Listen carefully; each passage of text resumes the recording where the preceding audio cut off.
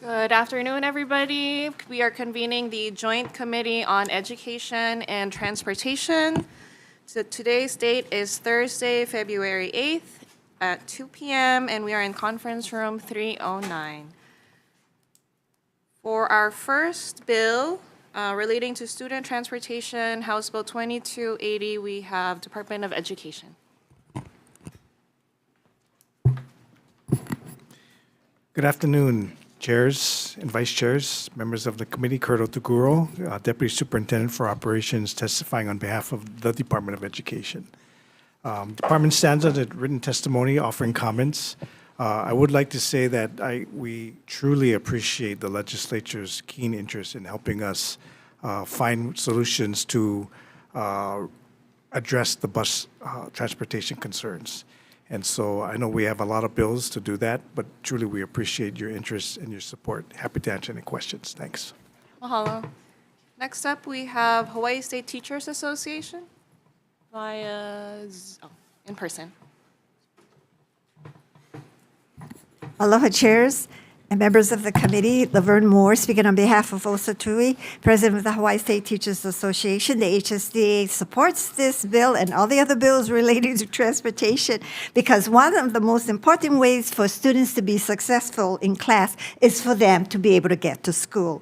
And many of them are not able to get there because there's lack of transportation. On Oahu, we were fortunate to give them bus passes, but on the neighbor islands, that is not so. So if you want our schools to succeed and our students to do well, they need bus transportation. Thank you. Mahalo. Our last testimony is an individual in opposition. Is there anyone else wishing to testify in person? Aloha chairs, vice chairs, members of the committee. My apologies. We have late testimony and it's in my binder. I'm so sorry. But my name is Tammy Lee from the Department of Transportation. I'm a deputy director, and we stand in support of our written testimony, which I will give to you right after this. Thank you so much. Thank you. Mahalo. Is there anyone else wishing to testify? Seeing none. Members, any questions? Chair. DOE, please. Thank you so much for being here today. Thank you also for your testimony. In it, you indicate that the Office of Operations prioritizes special education for these particular types of vehicles. That most certainly does make sense. Past that, has the department given any thought to using these smaller vehicles and a lesser licensure to fill some of that need? Thank you for that, Chair. The short answer is yes. In fact, we've because of the Maui situation, we have had to resort to that, and it's worked well. The small tour bus companies had excess capacity, so wherever we needed to have additional seat capacity, it has worked. But that was an anomaly because we had drivers, and so the issue is not really the physical vehicles themselves, but it's the number of qualified drivers that we need to have. And so that's always a challenge and balance. Thank you for that. And so if you were to lower the licensure requirement, would that help address the issue? Like, say the bus driver right now needs a P license. If you were to make it just a C license, would that help address that particular conundrum? On the surface, you would say yes. But there are specific rules and regulations that we do need to follow from a federal perspective. And so as you very well know, bus companies generally sometimes hire unlicensed and driving vans. They have to have a license, a vehicle license, but they train them up and encourage them to get their CDL license. Once they can accommodate that, then the next level up would be a P, a designation, which would mean they can drive larger buses with passengers. The highest level, I wouldn't say the highest level, but the next level up would be an S designation, which is for school buses. And in that case, there is a lot more regulation that we need to follow to comply with background checks and all those kind of things. Thank you. And lastly, do you have an idea as to a percentage of the amount of routes that might be applicable for these 15 passengers or less? system-wide? I don't know. Like in a rough percentage? Well, right now, we have, the last year, about little under 24,000 students ride the bus, our buses. We did able to supplement that with the HoloCard pilot that we did earlier this year. We issued 45,000 cards, of which roughly 16,300 students did ride that. That took care of about 32 routes. So depending on the route and the number of students per route, we could probably do some analysis on that. But I will tell you the other challenge that we have, and it's our challenge, is when parents sign up for bus, it's on a quarterly basis. And so we have only so many buses and so much capacity. We need to find a better way to encourage those that sign up to actually ride. Because on any given route, it could be 80% full. Sometimes it's 50% full, and that's inefficient. And for whatever reasons, it's not a mandatory thing that they ride buses every day. But we need to find a better way to leverage that seating, the bus capacity, so we can maximize the number of students that are riding. Do you know what attributes to that discrepancy of the lower ridership? Well, I think it's just because of the way in which we do it. People will sign up, rightfully so. It looks like the middle of the week has a higher ridership percentage-wise, so it depends on, I guess, on a parent's schedule. Obviously, it varies by grades, right? So the elementary school, they will always ride the bus more than in the high school area. And so those are just different dynamics that we're looking at the data and trying to analyze what possible alternatives we might have. Thank you. Thank you, Vice Chair. Thank you, Chair. Members, any other questions? Questions? Okay, I have a follow-up question. Thank you, Deputy. So in the 7 months following the cancellation of school bus services, in the 1,400 kids that were affected, were you able to track, with all the various actions that the department has taken, how many are still affected by the bus service, and whether or not, if there are further reasons, that came out as a result of that, like whether they missed school or if there's other issues? Yes, Vice Chair. When we got notified last summer that we were going to lose over 100 drivers, it took us a little bit by surprise. And that was the unfortunate part, that we didn't have sufficient time to notify parents, even notify the legislature that this was a dilemma, more of a crisis. And so the emergency proclamation, thanks to Governor and the DOT, helped to at least put a stopgap to reduce it on a temporary basis. EPs are good for 60 days. And so we did talk to the bus companies and find alternatives. One such mechanism that did work was driver subsidies.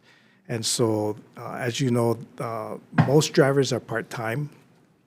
And so to make a living these days, we need to up the ante. And so the ability for the state to provide that kind of incentive, that differential for the drivers helped. And just some statistics, pre-pandemic, and this is including special education, but pre-pandemic, just to give you the numbers, we had 674 drivers in total. And then the following year was 525. And then, of course, during the pandemic, it went down 446. But then we started to make a turn in the 23-24 year to 456. And then because of the EP, we're back up to 507. And it fluctuates every day, of course. So we can see tangibly that certain things that we have done are starting to make a difference. It's not the end game, unfortunately. It's not to where we want to be. Thank you. Mahalo. Deputy. Okay. Yeah, go ahead, Rep. Martin. Thank you. One more question. So have all the routes been reinstated? I know that we lost Waimanalo route going to Kailua High School. Have they all been reinstated, and how long were they out? Unfortunately, Representative, no, not all routes have been reinstated at this time. We are in the process of, we're in between our old contract, which was issued 6 years ago. And so effective, or there, what was it, about 6 years ago, yeah. 7 years ago. See how time flies. So we are going to be embarking on a new contract on 7/1/24 for another 7 years. And so the administrator and I are talking to the principals as to what we can do to reestablish these routes. And there's no magic bullet. As we've said before, it's not just because we have a new contract, the drivers will show up. There are other ways that we need to incent the drivers. Money could be one, compensation, incentives, easier ways to get their license, subsidies. So like I said earlier, we appreciate the legislature's collective ideas so that we can resolve this. Deputy, how many routes were canceled on Oahu and how many on Kauai? And then also how many have been restored? Let's see. Oahu, how many did we lose? I didn't total them up. But I know I do, yeah. Pre-pandemic, special ed for Oahu at 160, we're down to 129 now. So depending by island. The Big Island looks like it had the largest drop, pre-pandemic, 119, and now we're down to 71. Thank you. Thank you. Okay, members, we're gonna recess for decision making.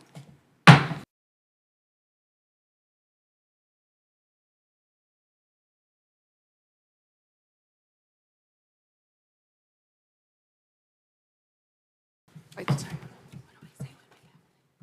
Reconvening. Right. Decision making. Again. Yeah, okay. Okay, reconvening for decision-making, our joint committee on education and transportation. Okay, members, for House Bill 2280, we're going to pass this out with an HD1 for pages 2 to 3, for page 2, lines 18 to 20, and page 3, lines 1 to 2. We're going to amend the section to state, in addition to the requirements of subsection A, any school bus contract between the state and the contractor shall require the contractor to consider the use of smaller vehicles that do not require drivers to hold a commercial driver's license for routes with low ridership or specific geographical limitations as determined by the department, provided that such vehicles meet all safety standards and contractor ensures safety and the well-being of all passengers. Members, any questions? Concerns? Go ahead, Vice Chair. Thank you, Vice Chair. Full transparency, in the last 6 months, I was previously employed by a school bus contractor who could stand to benefit from any additional modifications to the contract to hire more drivers. So I just want to publicly disclose that here in the committee, and I will do so on the floor.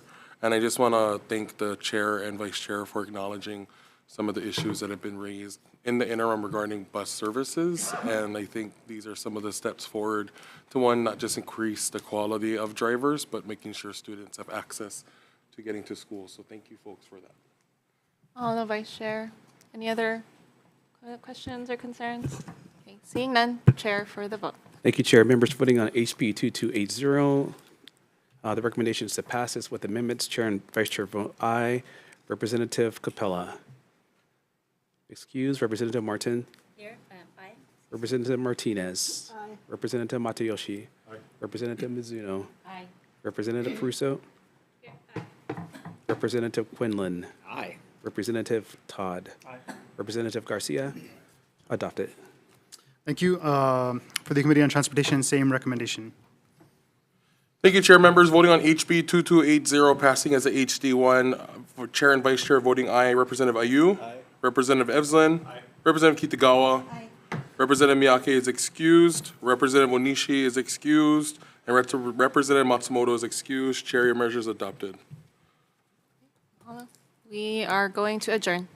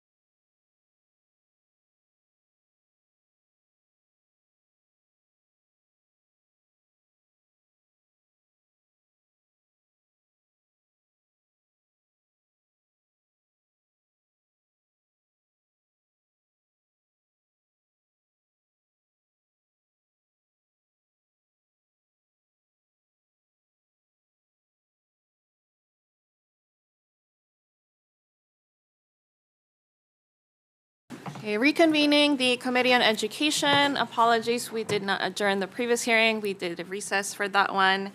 But we are here again in room 309, and today is Thursday, February 8th, hearing at 2 p.m.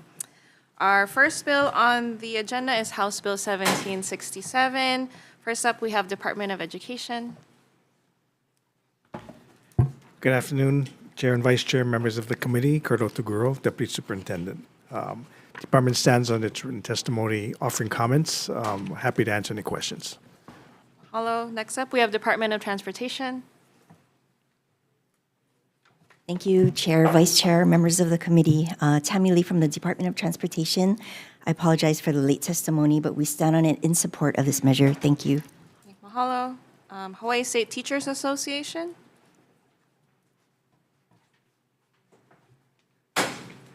Hello, chairs and vice president and members of the committee. The HST extends on its written testimony and the importance of getting our students to school. Thank you. Mahalo. Next up, we have OMPO in support. And next, we have Chair for the Pearl City Neighborhood Board, Larry Veray, in person. Yes, good afternoon and aloha, Chair and Vice Chair. I'm Larry Veray, Chairman for the Pearl City Neighborhood Board 21, and I'm submitting testimony representing our board as a whole and the families that live in Pearl City that require bus service for their keiki. Thank you for allowing me to provide testimony today, and it's strong testimony in support of House Bill 1767. This bill would allow, subject to rules adopted by the Department of Transportation, motor coaches, small buses, and vans to be used in lieu of big yellow city buses requiring drivers with CDL school buses licenses. This would also allow designated school staff, for example, to drive these smaller vehicles to provide transportation services for students where conditions warrant. Some parts of Pearl City that are more than 1 to 2 miles from the applicable school and could benefit from the availability of the smaller vehicles for student transportation. We suggest that legislation make it clear that in the fact of creating an amendment to Section 286-2 Hawaii Revised Statutes, which defines a bus as a vehicle for carrying more than 10 passengers. This will help us out with this. And we most strongly urge you to pass House Bill 1767. Our keiki in Pearl City should not be forgotten and forced to walk long distance, especially up the long Waimano Home Road to Pearl City High School. Thank you. Mahalo. Next up, we have Kamehameha Schools in support. Next, we have Danielle Smith in support.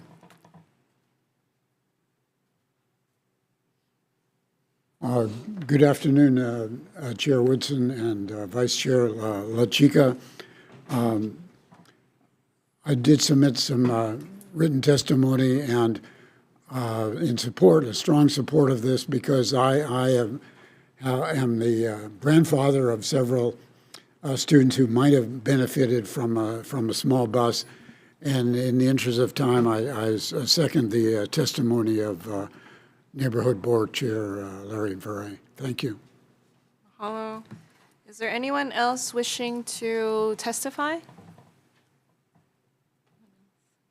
Just noting that we did receive testimony from about a dozen individuals in support and one with comments. Thank you. Members, any questions?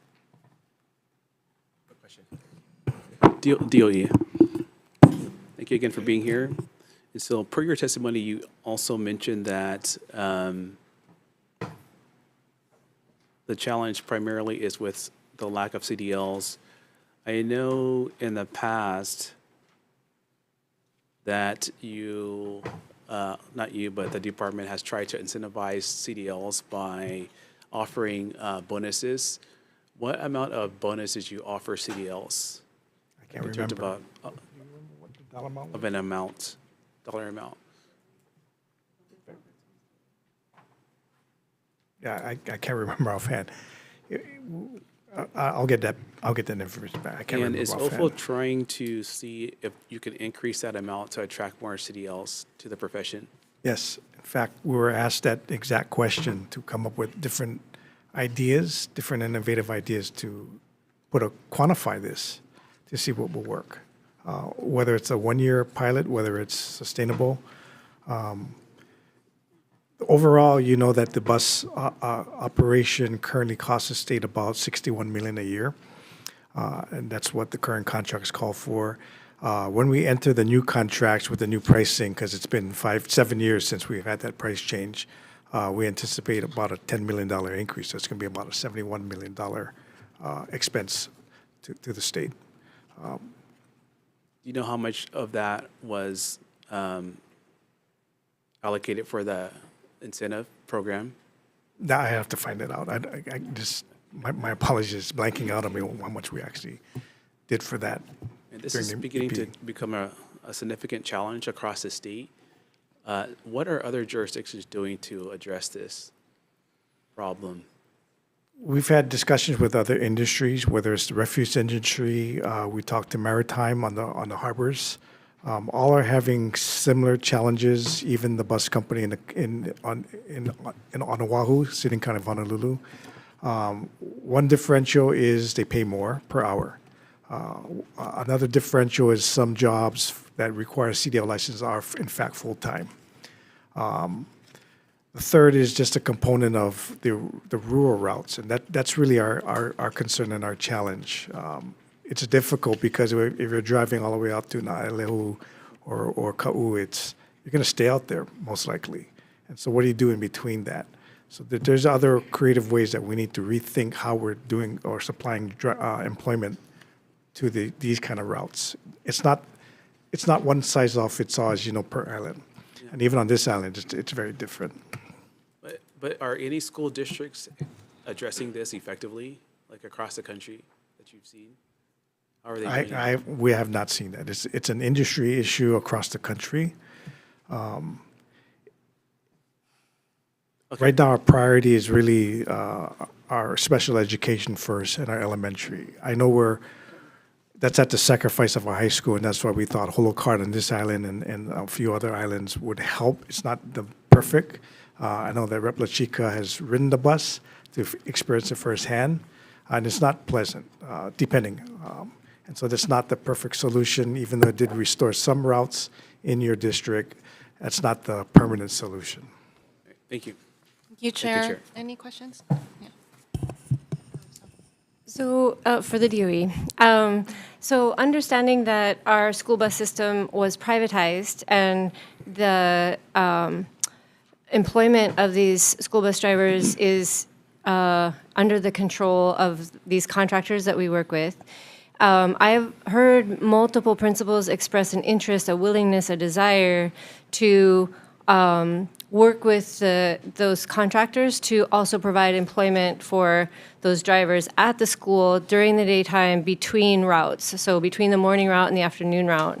But it seems to me that it would be a logistical difficulty. Have any of the complexes moved in that direction so that they are hiring bus drivers on campuses so that they can provide the full-time employment that many of those drivers are seeking? Yes, the short answer is yes. Complex area superintendents have come to us with that exact example and pilot to see if that kind of thing would work. It's a little more technical with the union and the like positions and what kind of job would you do after driving, and is it the same? Those are things that can be worked out. It's just that it's a little more difficult than just, Professor, would you like to drive a bus and then go clean the yard or fix this or teach or? So just a quick follow-up question. Did you have to create a different position description for those folks? It would have to be, but that has not been implemented. It hasn't happened yet? Yeah. Okay. So we're exploring it, especially on the Big Island. Okay, thank you so much. Thank you, Chair. Members, any other questions? I have a question, Deputy. So your testimony suggests that expanding the vehicle types, having different alternative vehicles might not solve the issue. But my understanding is Governor's August 17th proclamation was in fact, the definitions were proposed by the DOE to expand the different vehicles. And so basically this bill is offers the same language as Governor's proclamation. And so wanted to just kind of maybe ask you why that was in your testimony and why you feel that it would not address the shortage of bus Yeah, drivers. thanks for that clarification. We should say that it's not going to be the cure. It has helped, absolutely, on Maui. If it wasn't for the smaller tour companies who had excess capacity, we would have not been able to deliver the service in Lahaina. And so it does work. I think the point that we're trying to say is on a temporary basis, it can work, but that was because tourism was down and that company had drivers for that purpose that could be repurposed. When we're and if tourism stays down on Maui, then we may have that, but I hope not. It's starting to come back. So it's a combination of a smaller bus, utilizing that, but again, we need the driver to drive that. If they don't need a CDL license, that may help and encourage. And so what I would envision is if that's a program that we can do, of course, school buses, it can't be a tour bus. It has to be striped, it has to be colored. There are federal regulations that we have to make it look like a school bus. But having said that, if that's a mechanism for us to attract drivers, and we have to make it attractive, and to then incent them to go after the more designations, then yes, then it could work. So like I said, we like the idea. Just as the small bus alone is not going to do it, we need to follow that up with other programs. No, thank you. And I mean, we applaud your quick actions on Lahaina to make sure that there's, very little disruption to, the kids being able to attend school. And so maybe perhaps we can study what were the best kind of practices that we employed in Lahaina and kind of offer it in other areas that have, a lot of the shortage areas as well. We need to get the input of our schools. Every district, as you know, is different. In fact, I failed to recognize, I believe we have some students from Castle, and thank you for being here. But they're the ones riding the bus, and so we need to get more input as to how to solve this. It's not just state office trying to figure this out. Thank you. Any other questions? Okay, seeing none, we are moving on to House Bill 1797. First up, we have Department of Education. Again. Hello. Department stands as a written testimony offering comments. Happy to answer questions. Hello, we have testimony from County of Kauai in support. Next we have HSTA. Mahalo in support. Next we have Hawaii Appleseed in support via Zoom. Aloha, Chair, Vice Chair, and members of the committee. I am testifying in strong support of HB 1797. I'm the Director of Transportation Equity with the Hawaii Appleseed and testifying on their behalf. We're supporting this bill as it's been found that lack of transportation for students leads to hindered educational options, increased personal vehicle use, which comes with a myriad of environmental and safety concerns, as well as a disproportionate burden on caregivers. And we see HB 1797 as a crucial step forward to address these issues. Mahalo for the opportunity to testify. Mahalo. Next we have OMPO in support, Democratic Party of Hawaii Education Caucus in support, and 2 individuals in support. Is there anyone else wishing to testify on this measure? Anyone on Zoom? Okay. Seeing none, members, questions? Questions? Okay, seeing none, we are moving on to House Bill 1656. First up, we have Department of Education. In support. Department stands as a written support, written testimony in support. Okay, mahalo. Next we have Democratic Party of Hawaii Education Caucus in support, and 1 individual in support. Anyone else wishing to testify? Okay. Seeing none, members, questions? Seeing none, we are moving on to House Bill 2082. First up, we have Department of Education with comment. And our written testimony. Okay, thank you. Next, we have Hawaii State Council on Developmental Disabilities in support. Thank you, Vice Chair, committee members. Yes, we stand in strong support of this measure. We'd just like to emphasize the importance of this being with people with developmental disabilities to assure that their rides are accessible. We'd also like to comment about the bus. Sometimes they'll give a bus pass for individuals to go. This has also created a problem on the island of Kauai, for instance. Middle schools, when they go to the park, that's where they go the bus. They had to hire a park ranger because of the kids that were hanging out afterwards. So it's been creating a problem. So although that's one short remedy, it's also they had to increase the cost to the city and county by hiring a park ranger to control the influx of children being there.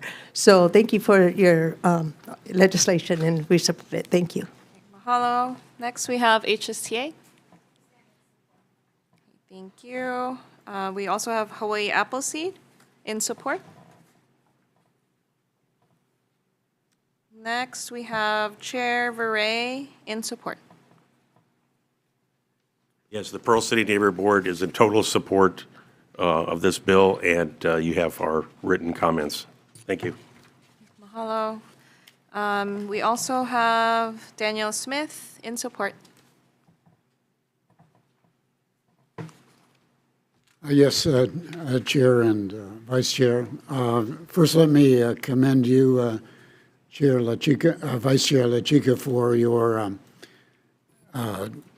bus trip in the fall with the video, and I think that this was an illustration of the kind of community involvement that this bill would provide in terms of fleshing out solutions. Some of us did provide solutions, possible solutions or adjustments to bus routes that might have been adopted had we the community been consulted earlier. There would have been some opportunity for discussion. One of these, for example, shared bus rides shared between schools, which now is happening to a greater extent. And also related to Pearl City, LCC being in Pearl City has a CDL program, and we need to encourage them to have CDLP and CDLS for bus drivers. I know they're working on it, but they might have some encouragement. And not to talk too long, but I think existing school personnel could certainly be drivers for some of these smaller buses. Even a teacher, come to school early, a little extra money, you do the route. Personnel, teacher aides. I think there's an opportunity there to increase the pool of bus drivers, especially for smaller buses. Thank you. Thank you so much for your testimony. Okay, we also have about 15 individuals providing testimony and support, and one person providing testimony with comments. Is there anyone else wishing to testify on this measure? Okay, seeing none, members, questions? Okay, I have a question for DOE. Excuse me. I'm wondering if you can just share with us your process for conducting the equity assessments. I know it's difficult when it's on unplanned and unforeseen changes when a driver suddenly quits or is unable to make the route. But for planned changes, kind of what is the process for conducting equity assessment? Thank you for that. There is a established process that the department does follow, both on the state level as well as on the federal level. But I'm going to ask my colleague, who's much more qualified to answer that question, to give you a specific. Go ahead.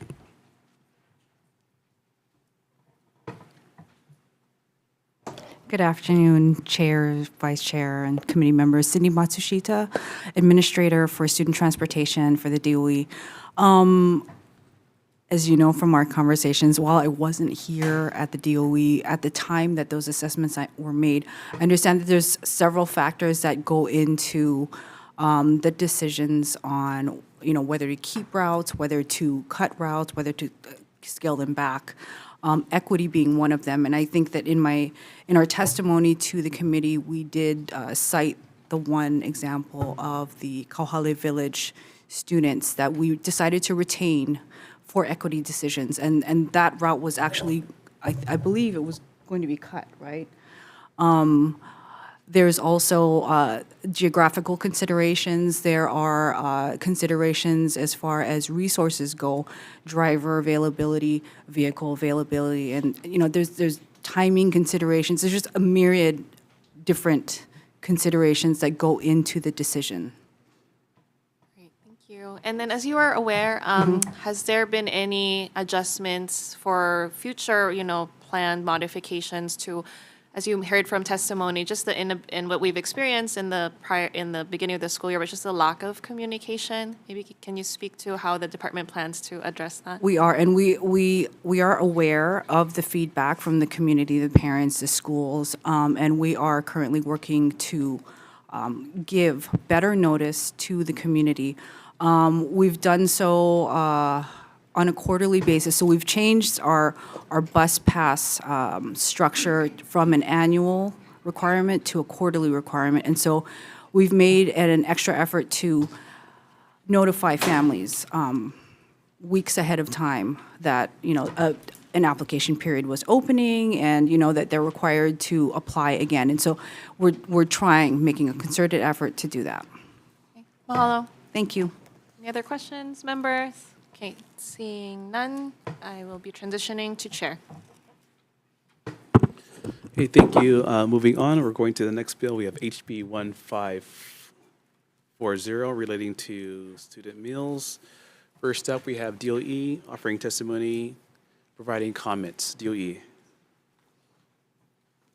Thank you, Chair, Vice Chair, members of the committee. Kurt Otaguro, Deputy Superintendent. The department stands on the written testimony, offering comments on this measure. Happy to answer questions. Thank you for being here. Next, we have HSTA offering comments, or actually testifying in support via Zoom. She was here in person. She might have left. Next, we have Hawaii Public Health Institute offering testimony support in person. Not present. Next, we have Hawaii Food Industry Association.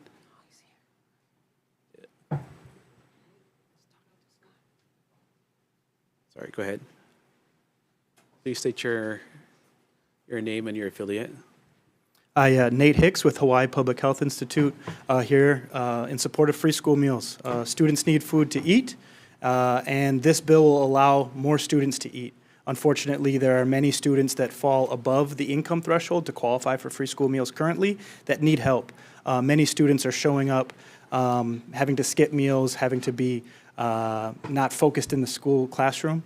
And so this would, at least, although it wouldn't provide free school meals to every student, it would for a large amount of schools. And so that's why we support this bill. Thank you. Thank you so much for being here. Next, we have the Hawaii Food Industry Association offering testimony and support, available via Zoom. Not present. Next, we have Hawaii Appleseed Center for Law and Economic Justice offering testimony and support in person. Hi, Chair, Vice Chairs, members of the committee. Thank you so much for the opportunity to provide testimony in support of this measure. We stand on a written testimony and really just want to highlight some key points from our testimony around the Community Eligibility Provision Program that I will try to explain without making your eyes glaze over. But essentially, requiring CEP participation is an evidence-based tested strategy to achieving a universal free school meals program, but it is not always the most financially viable for every school, based on the federal calculation that's utilized to determine the reimbursement rate that a school would receive. And so our analysis of the last DOE school year, 22-23, found that 95% of schools that were eligible at that 40% eligibility rate participated in CEP. But as that 40% dropped, less and less schools participated in the program because, again, of that calculation. And so we just wanted to highlight that some schools may face significant barriers and actually be financially penalized to be required to participate in the program. Thank you. Thank you for that explanation. Next, we have Hawaii Children's Action Network Speaks in support via Zoom. Aloha, I'm Nicole Wu from Hawaii Children's Action Network Speaks, and we support this bill. I want to apologize that my written testimony is talking about a different bill, a bunch of school meals bills, I got confused. But reflecting the prior testimony, community eligibility provision is a federal option for schools, where if they provide free meals to all their kids, they don't have to do a lot of the admin. They don't have to collect school meal applications. They don't have to collect the fees. They don't have to check off whether the students are free, reduced priced, or paid. So it's sort of the trade-off for the schools. It's only, this CEP is for schools that have high levels of low-income students. The prior eligibility for schools was that 40% of their students qualified for free meals by being in something like SNAP or TANF or being designated as a homeless student. The federal government dropped that requirement down to 25% of students needed to be categorically eligible through participation in one of those programs. So currently at the 40% mark, 106 schools in Hawaii are participating in CEP, and there's a database that looks at schools, and it looks like about 83 new schools would qualify for CEP under this new lower eligibility level.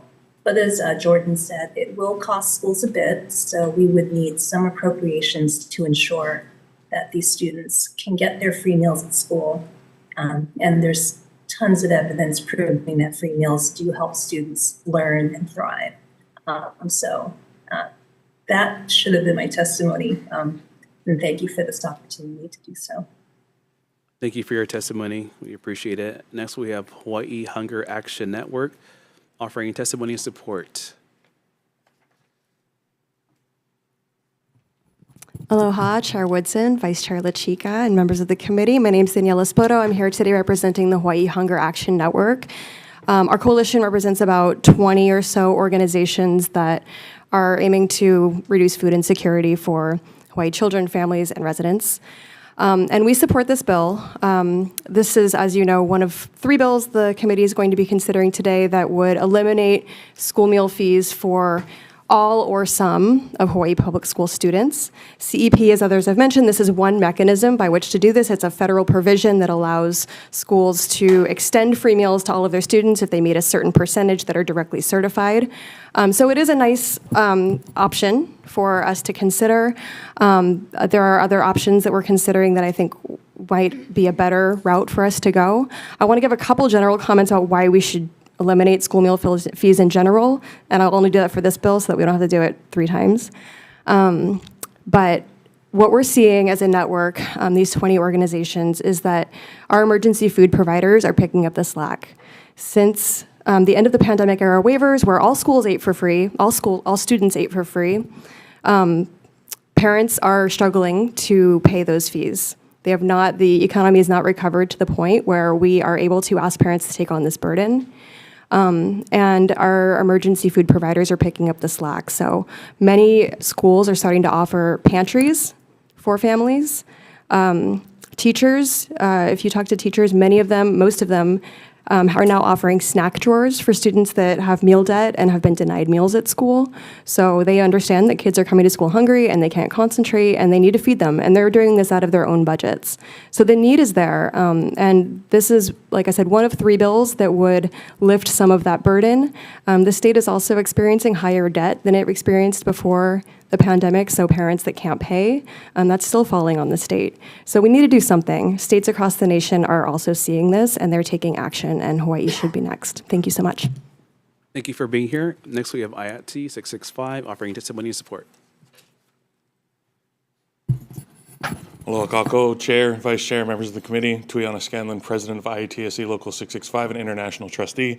We stand in our written testimony and support. Just want to point out that 54% of households in Hawaii with children are beneath the ALICE threshold. This initiative would help uplift the working families of Hawaii, alleviate stress, increase the metrics for both proficiency and growth for students. I mean, there are few initiatives more worthy of public funding than feeding the young residents of Hawaii. Stand in our written testimony and support. Thank you for the opportunity. Thank you for being here.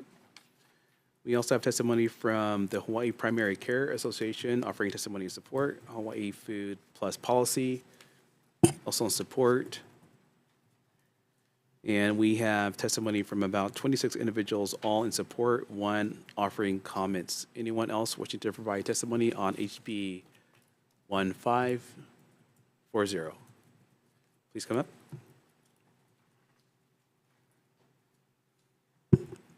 Chair, Vice Chair, thank you for the opportunity. Dennis Chase, the Program Manager for the Hawaii Farm to School Hui and Farm to School programs at Hawaii Public Health Institute. I wanted to talk very briefly about participation. We all know the number. It's 100,000 meals a day from the DOE, 80,000 for lunch, 20,000 for breakfast. There's over 160,000 students in the DOE. That means more than half are not participating lunch. How many of them is because of the price, because of the funds? I don't know. It's more than one, and that's too many. Thank you. Thank you for your testimony. Anyone else? Seeing none, members, any questions? I have a quick question for first DOE. So your testimony is a bit more technical, but can you please expound upon what you provided the committee? Sure. Thank you for that. First and foremost, we do want to feed our students, absolutely, without a doubt, unequivocally. And the more nutritious, the better, and the more options they have, the better. So please don't take our testimony incorrectly when we say some of the other things. But we also have a fiscal responsibility.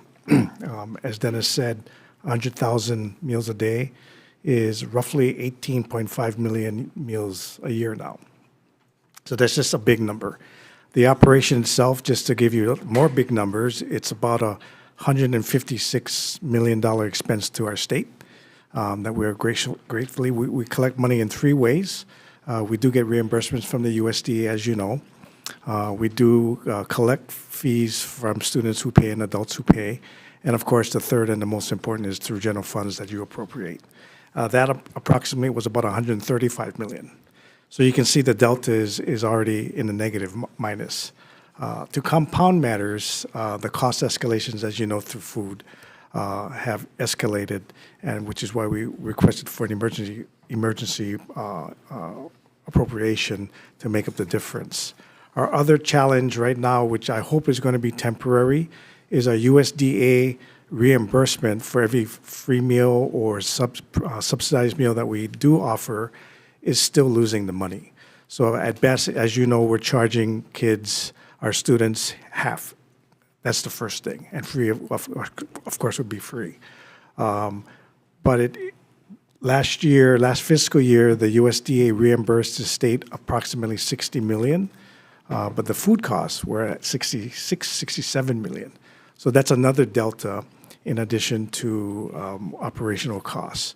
So we're looking at it from a holistic standpoint that while we want to offer free, every meal that we serve is being subsidized someplace. We're not going to break even, and that's not the intent of the program, obviously.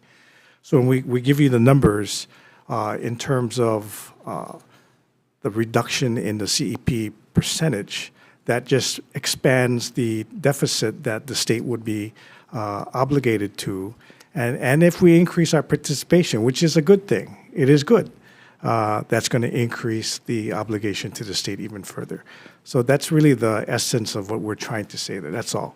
Not to say that we don't want to do it, but there are financial implications to this action that we hope the legislature would consider. So that's a very long way of saying that per the DOE's funding structure, it would cost the state more to implement this particular plan. At this current time, until we get the USDA audit, which is a couple years away, I understand. We're trying to get it sooner and asking congressional delegation, but my understanding is it's going to be 18 months away or thereabouts. So meanwhile, we're going to be subsidizing our program, which is good for our students, obviously. As said, the Alice families, this is a need, but it's going to be a sacrifice and priorities that all of us have to make in order to fund this. Okay, thank you so much. IOT, please, 665. Thank you for being here. So your industry is film. I'm just curious as to why you decided to testify on this bill. Yes. First time I've seen you in this committee, sir. Yes, thank you for the question. Specifically because we are not only for advocating for things that directly affect our industry, but we're here to support the working families of Hawaii. That regardless of what industry you work in, regardless of what union you belong to, or whether or not you belong to a union, the stresses and mental labor that it takes, the concern that we have for our children, that is the reason why we're here today. And it's specifically because things like this will uplift working families and alleviate some of that stress and mental labor. Thank you. It speaks volumes that you're here testifying on this bill, so thank you for your testimony. Copy that. Thank you. Okay, thank you. Members, any other questions? Okay, seeing none, moving on to the next bill, we have HB, which bill are we on? 2256? Is that correct, people? Quick recess. I lost.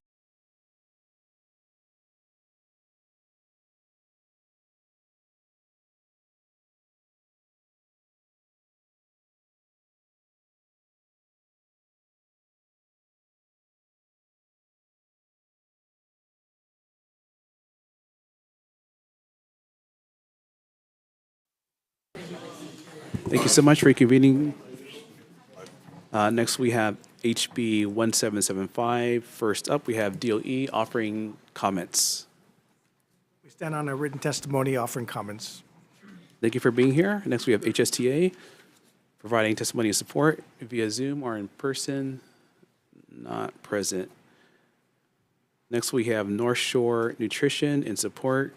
Not present. We have Hawaii Children's Action Network Speaks, offering testimony and support via Zoom. Aloha. Thanks again, Nicole from Hawaii Children's Action Network. This bill would provide free school breakfasts and lunches without utilizing the community eligibility provision that was in the last bill. So it would just be a straight, the department providing free meals.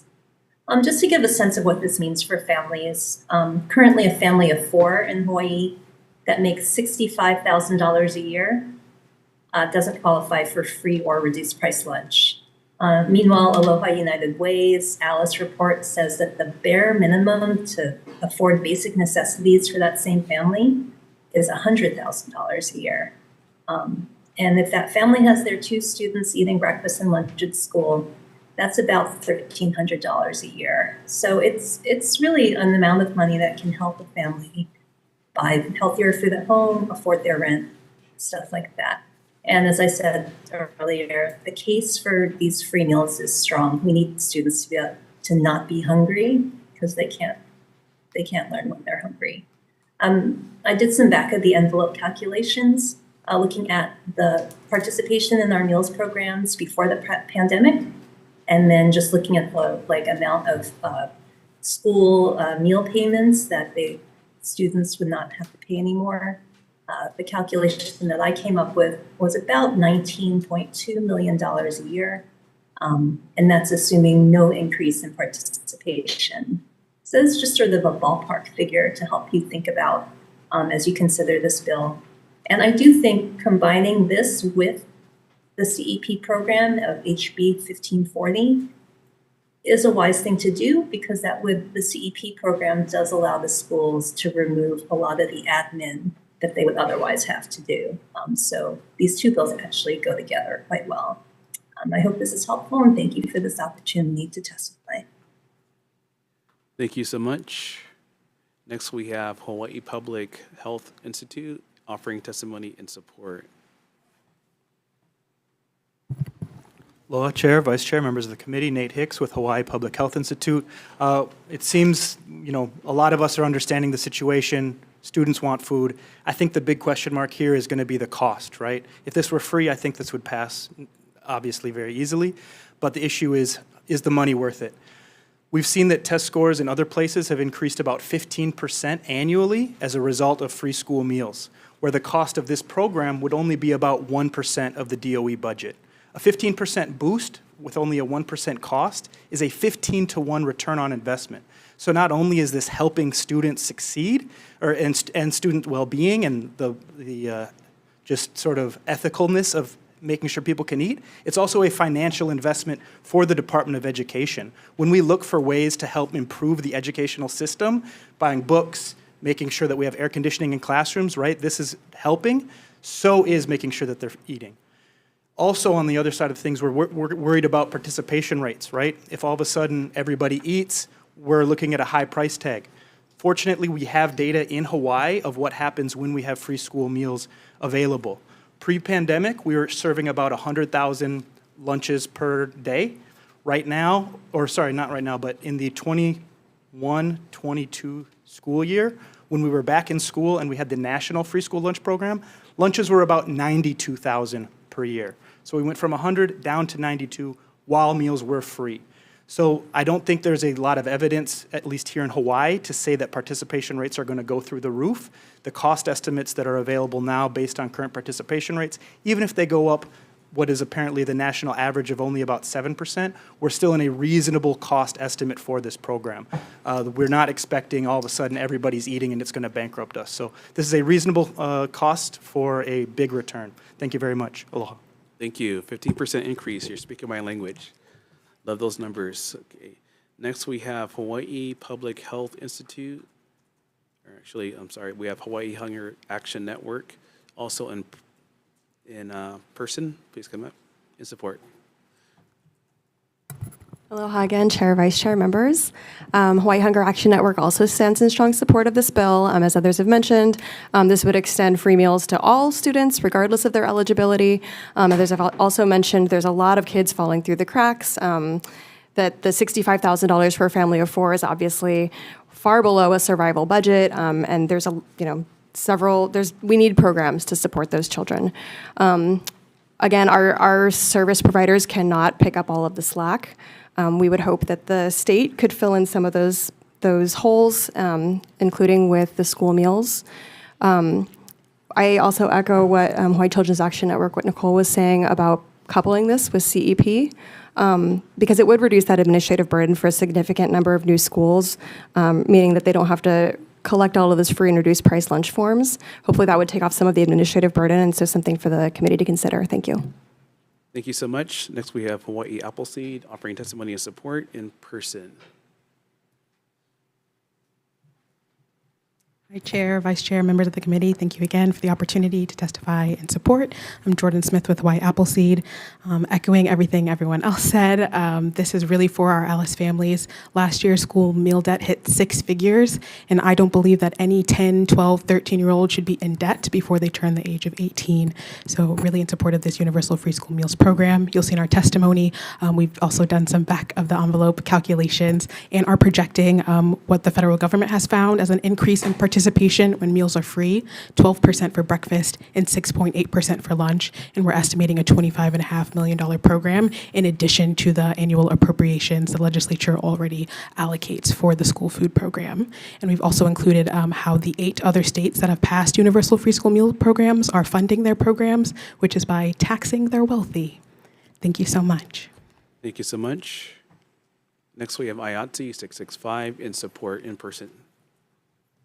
Aloha again, Chair, Vice Chair, members of the committee. Tui Scanlon, President of Local 665, International Trustee. Stand in our written testimony and support. Available for questions. Thank you. Thank you. We have Hawaii Food Plus Policy in support, Hawaii Public Health Association in support, Hawaii State PSTA in support, Democratic Party of Hawaii in support, Democratic Party of Hawaii Education Caucus in support, Catholic Charities in support, Parents and Public, Parents for Public Schools Hawaii in support. And now we are going to go to the individuals, of which we have several pages. So if you're here as an individual and you want to testify on this bill, please start lining up. The one we know for certain is Elizabeth in support.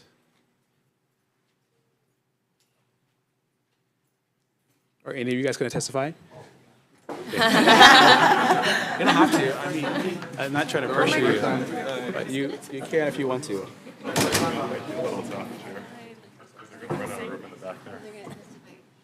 Maybe batches. They can do it in batch 1 and then batch 2. Yeah, maybe just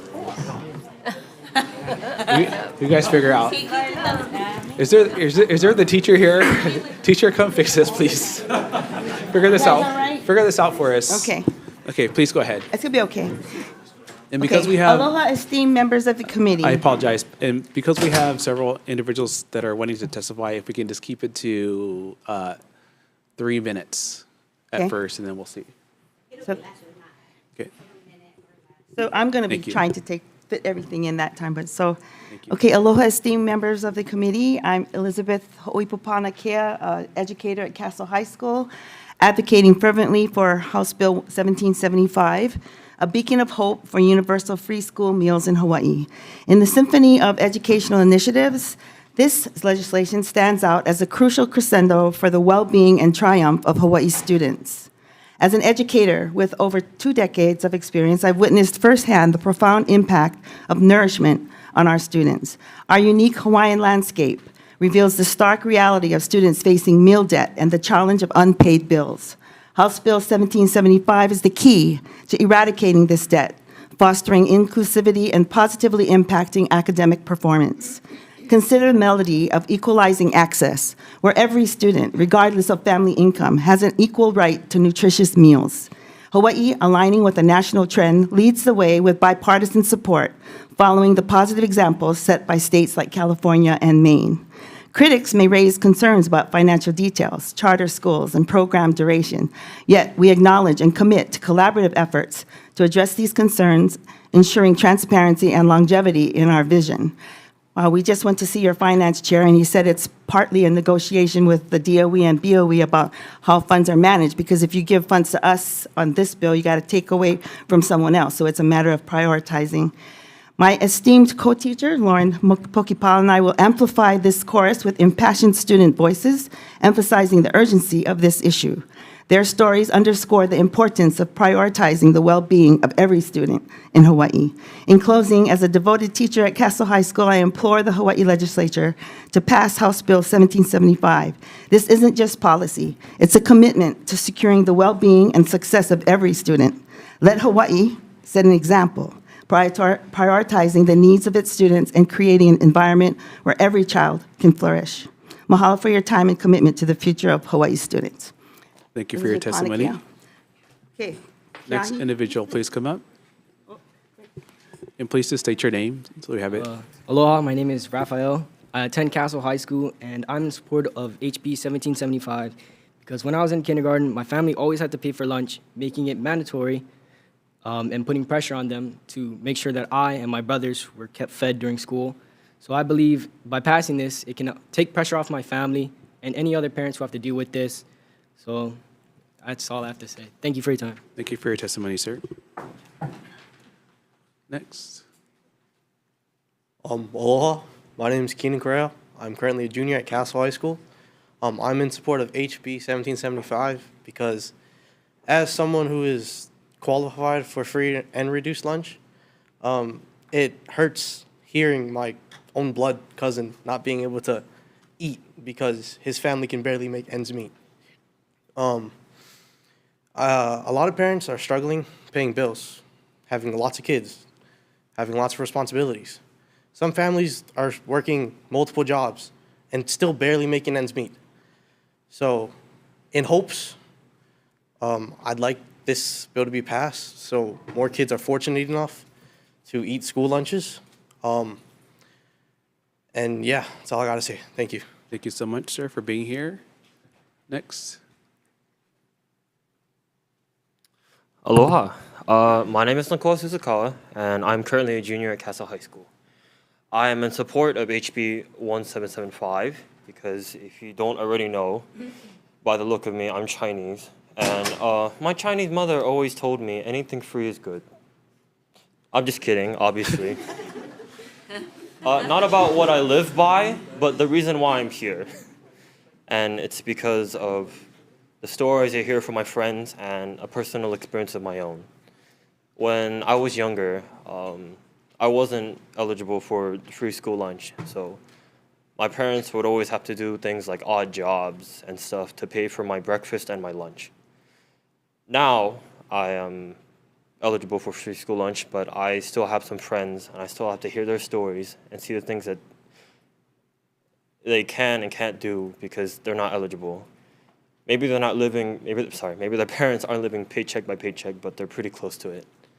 And I just hate seeing that my friends either they have to starve or they have to beg other people for food. And it always sucks to see them that way. And also sucks that I can relate to that myself. I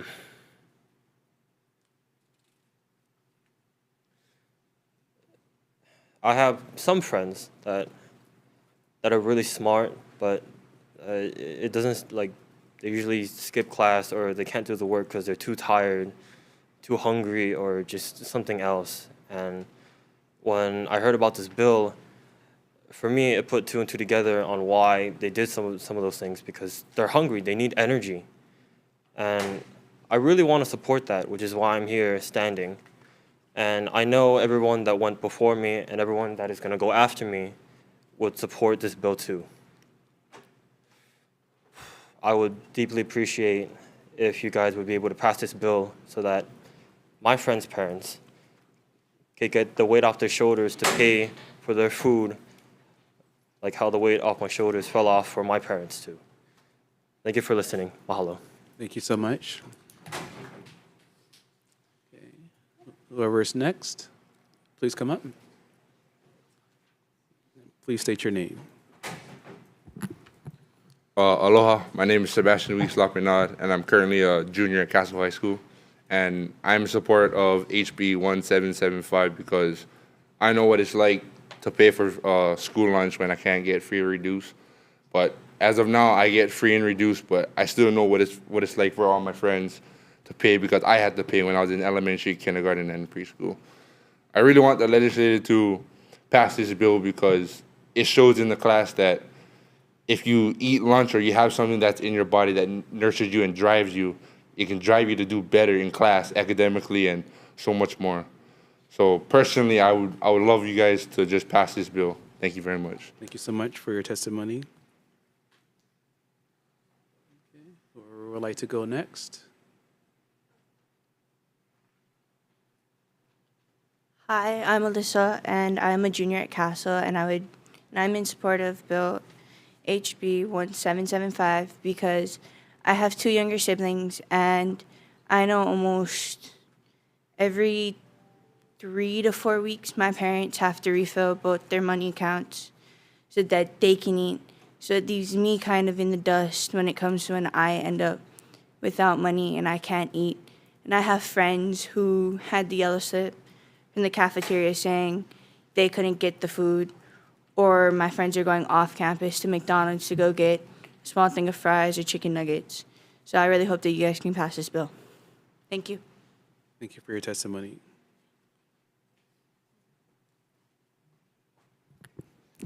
Aloha, my name is Daisha Tauga, and I'm currently a junior at Castle High School, and I'm in support of HB 1775.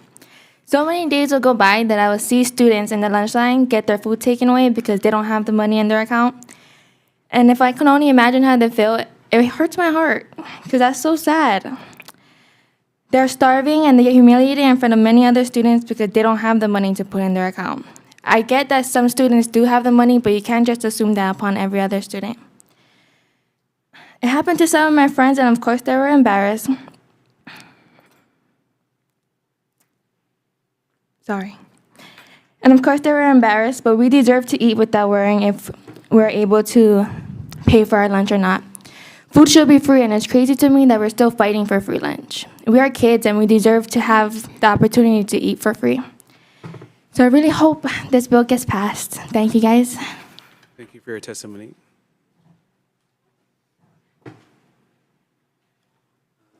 Aloha, my name is Jairus Quisano, and I'm a junior at Castle High School.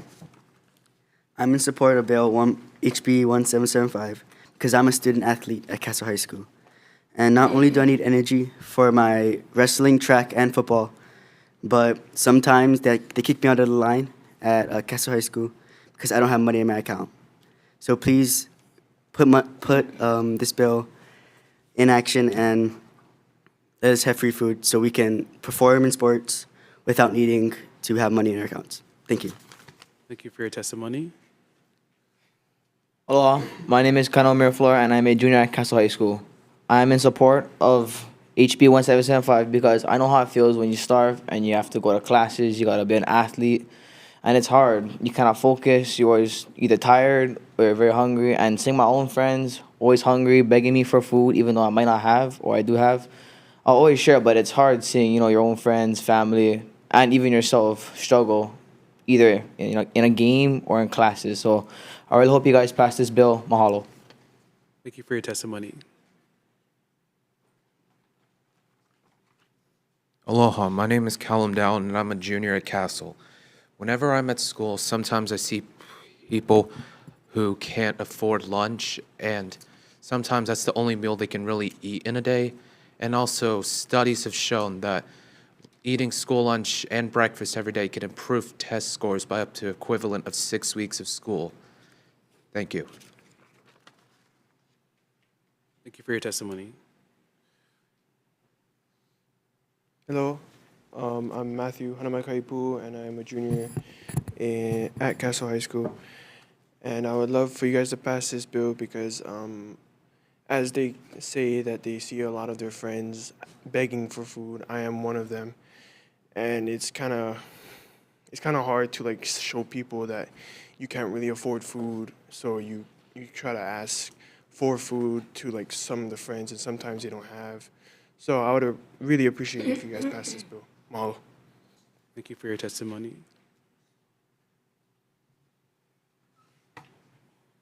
How's it going? My name is Rayton Kano. I am a junior at Castle High School. I am known as what is called a student worker. So I go to work after school, and sometimes if I don't eat during school, grouchy at work, dog. It's hard. So, I just want to be able to get a free lunch at school so I can perform better at my job and give my boss what he wants to see in me. Thank you. Thank you for your testimony.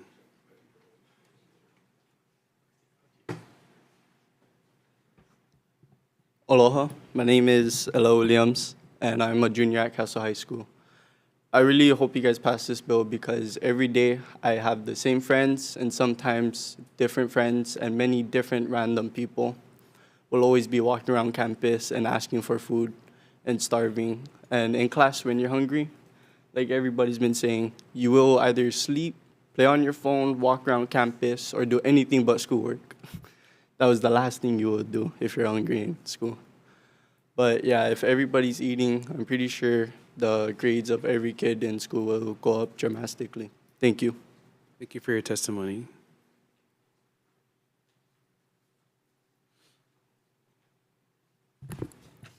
Hey, good afternoon. And my name is Kahi Neighbor. I'm a junior at Castle High School. And you guys should pass this bill because most of us won't even eat anything from when we wake up until at dinner time. And that's usually between 6 a.m. between 7:30 a.m. Oh no, p.m. And then, so we basically don't get to eat anything for more than 12 hours because some of us have sports and work. Thank you. Thank you for your testimony. Anyone else, please come up.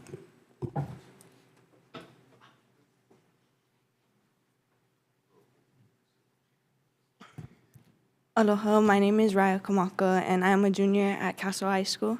I'm in support of HB 1775 because my family grew up with, I was in a household with a single parent, and it was very difficult to have to watch my mom struggle by herself to support me and my siblings, and I just think it's unfair for some kids to have to struggle and still go to school and supposed to be giving teachers their best work when we're not even given the best food or maybe not the best food, but nutritious food that I think every kid should have a right to.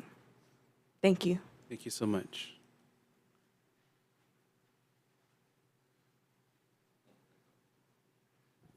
Hello, my name is Kainui Ramos, born in Webo. And best, I'm laughing, boy. Hope you guys pass this bill because I go to school, I don't really eat, and I usually go boxing right after. And then after that, I usually work. And during that whole time, I do not eat at all. So pretty much I'm starving the whole day because we don't have money in my account at all. So I hope we have free lunch, right? And thank you. Thank you so much.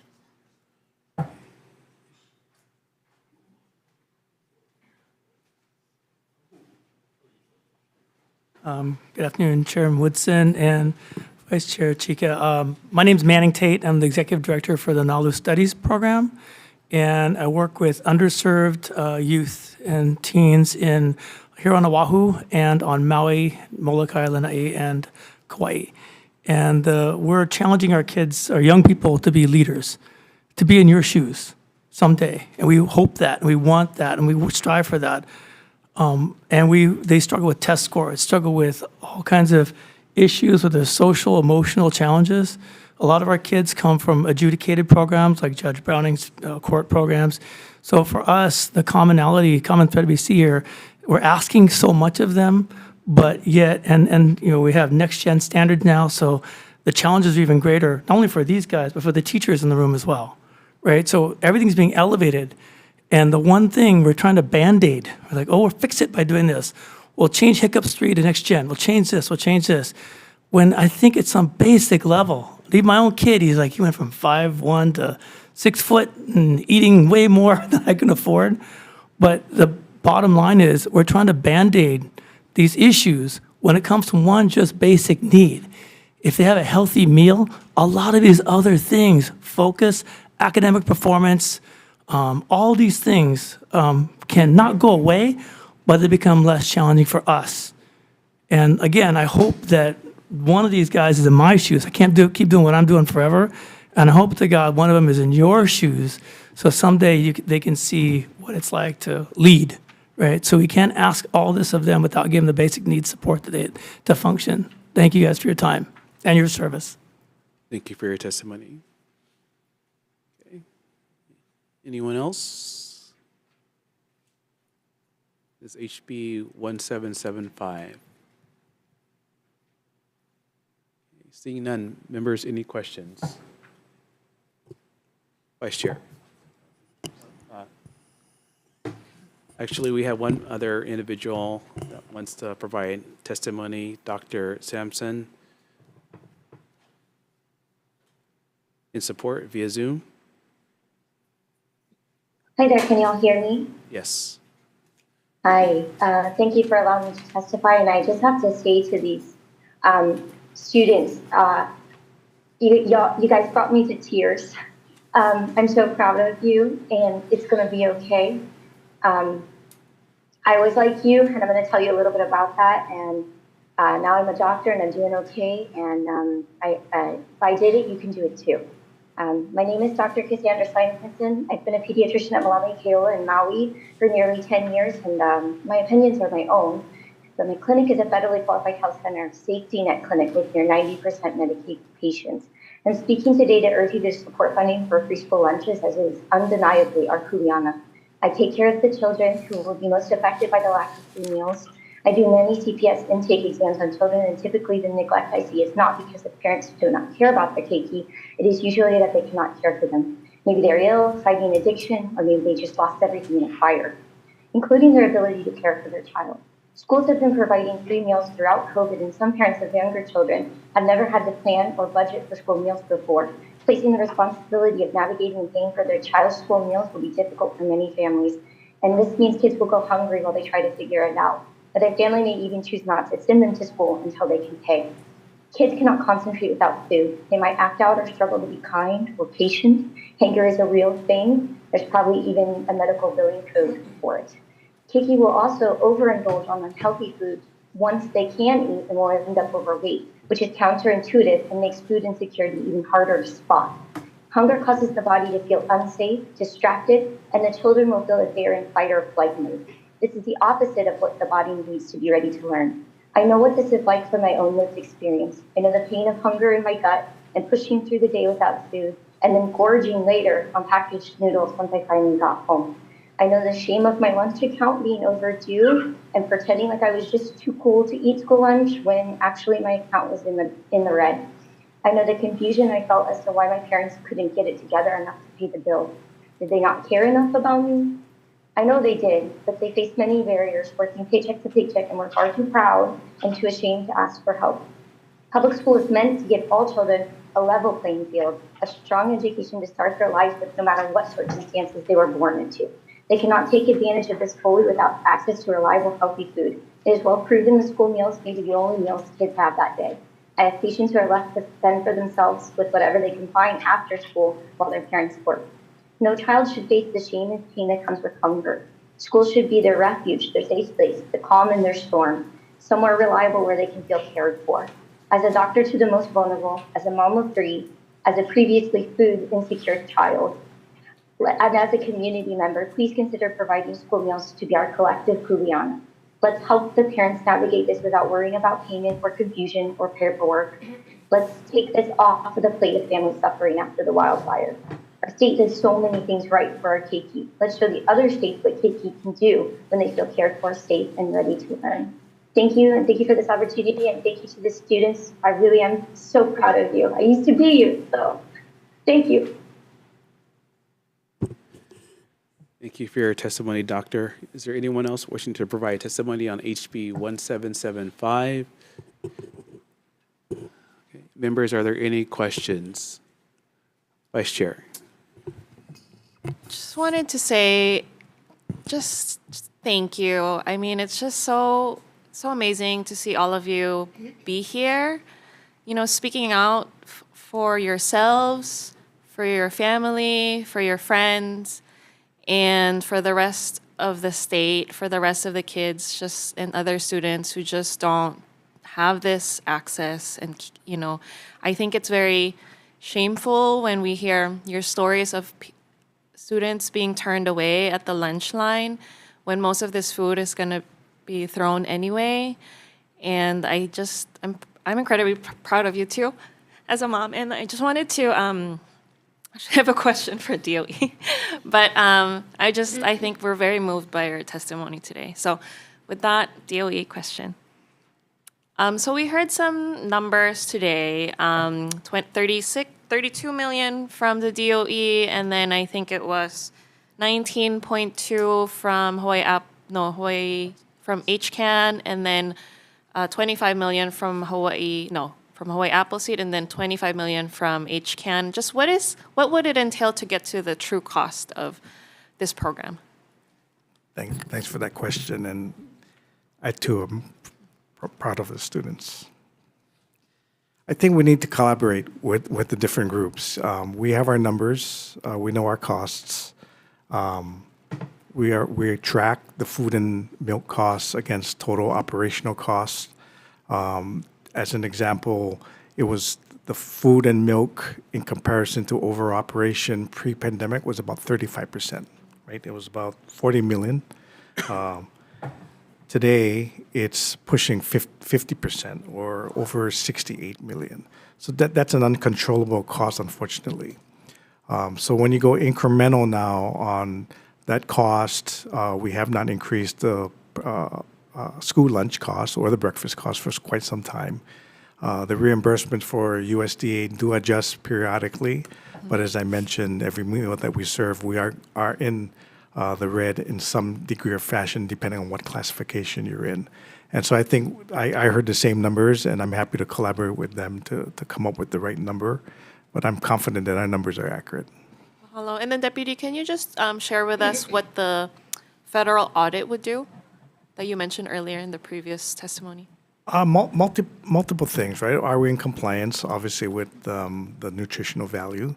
But what we're hoping to get is the true cost of looking at our expenses and the cost across the U.S., and we're more like Alaska, where a lot of our food is imported. Unfortunately, that's another bill for a different day.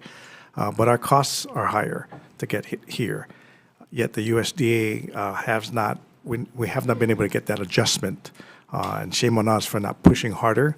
But they do have a regular schedule. I know Representative Matayoshi has made calls as well on our behalf, and we appreciate that. But for the time being, yeah, we're just not getting the right reimbursement to help the state subsidize this. And it's a very important need, as we all heard. Mahalo, Chair. Thank you, Vice Chair. Member, any other questions? Representative Matayoshi. Yeah, DOE, please. And thank you, all the students who testified. Really hearing your personal stories puts a face to it. Even reading testimony isn't the same as you folks being up here and really sharing with us, so thank you.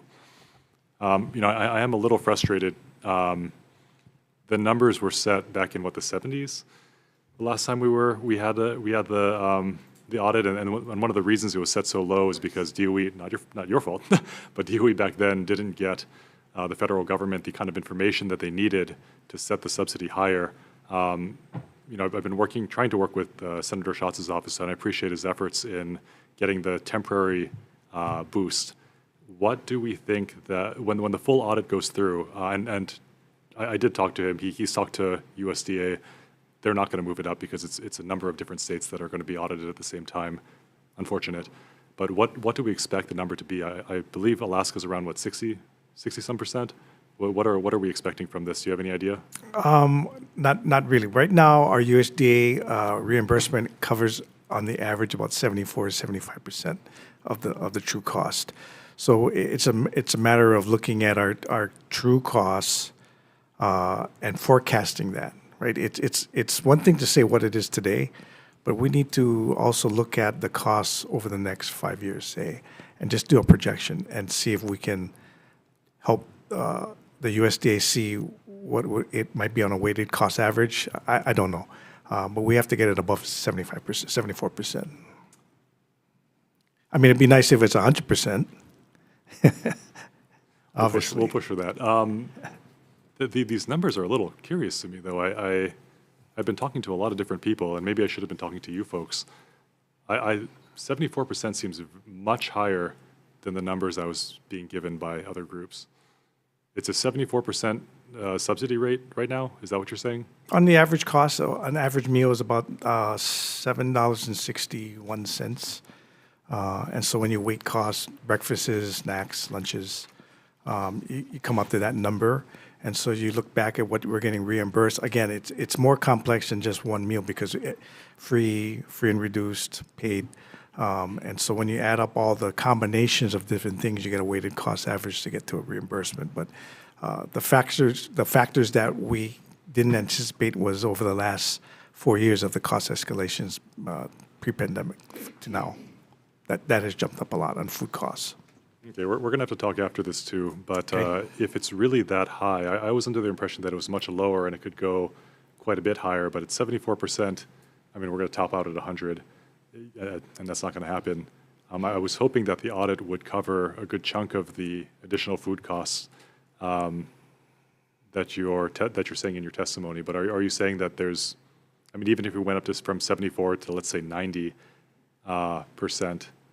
reimbursement, how much of that $32 million gap would that cover? I'd have to get back to you. Okay, yeah, let's talk after this too. Okay. I want to try to work that out too. Thank you, Chair. Thank you, Rep. Rep. Pruso. The DOE.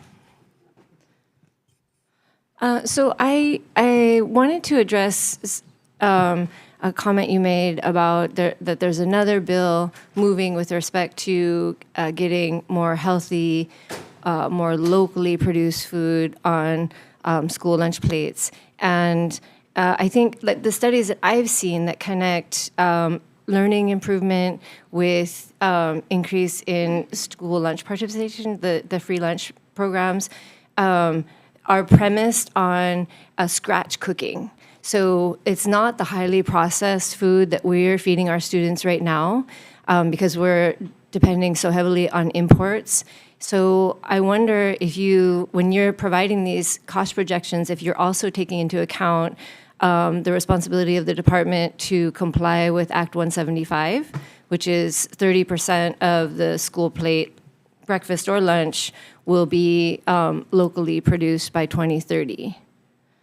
Is that included in your cost analysis, or is that just taking the status quo into account, or as a foundation? Thank you, Representative. That is absolutely what we have to do. Buying local is currently at 6%, 6.14, whatever it was. Clearly not acceptable to where we want to be. But we also know that buying local while we're supporting the economy has implications that are positive in other tax brackets. But that will be an increase in our costs on the short term, as you know, because buying local is a little more expensive. Not in all cases, but it will increase our costs. So that cost has to be factored into our analysis and our submissions into the next audit with USDA. We should buy a lot local and get that number up. Thank you, Chair. The cost for local is higher, even accounting for shipping. Shipping is like 40% of the cost. Sure. Wow. Okay. Members, any other questions? Please go ahead. Since we're talking about local food production, can I ask where you are in like the process of trying to work with some of the local producers? Because some of them have also said that there's been some barriers in trying to get back onto a school lunch plate, is what I'll say. The statement is correct. There have been barriers. I believe working with the superintendent and with the collaboration of some of the food hubs, we have a Windward School pilot that we want to pursue, farm to school.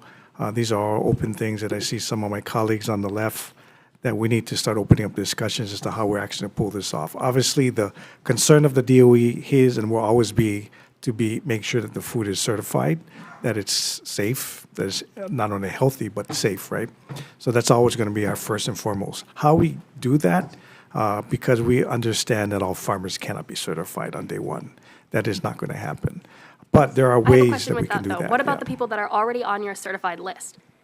We did do the RFI. Yeah, we did do the RFI, and so we have a whole list of potential buyers, and we're going through that screening process as we speak.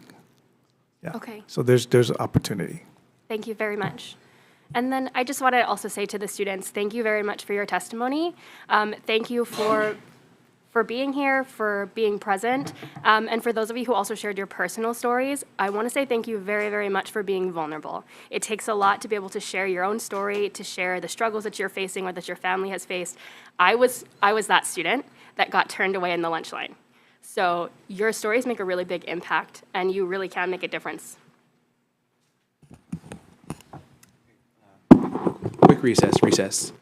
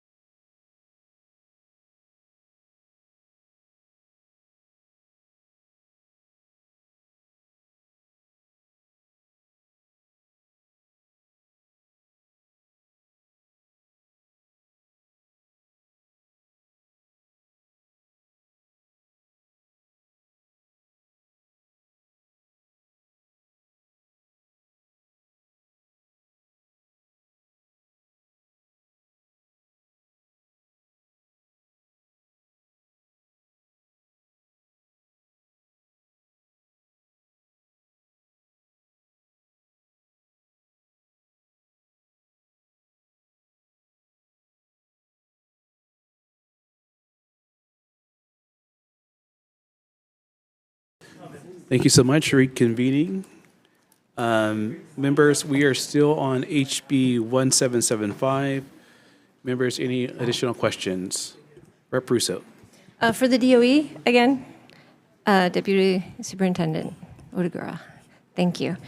So I wanted to circle back to the conversation around projected additional costs for making our school lunches healthier and more locally produced. And I just wanted to point you to the Ainapono report, which actually showed that when we are using locally grown produce and scratch cooking in our school kitchens, that we saw significant cost savings. So again, like, this should be data driven, and we already have done an extensive pilot at multiple sites. So I would appreciate it if the department would look to that report, look to its findings, and move forward on that basis. Thank you.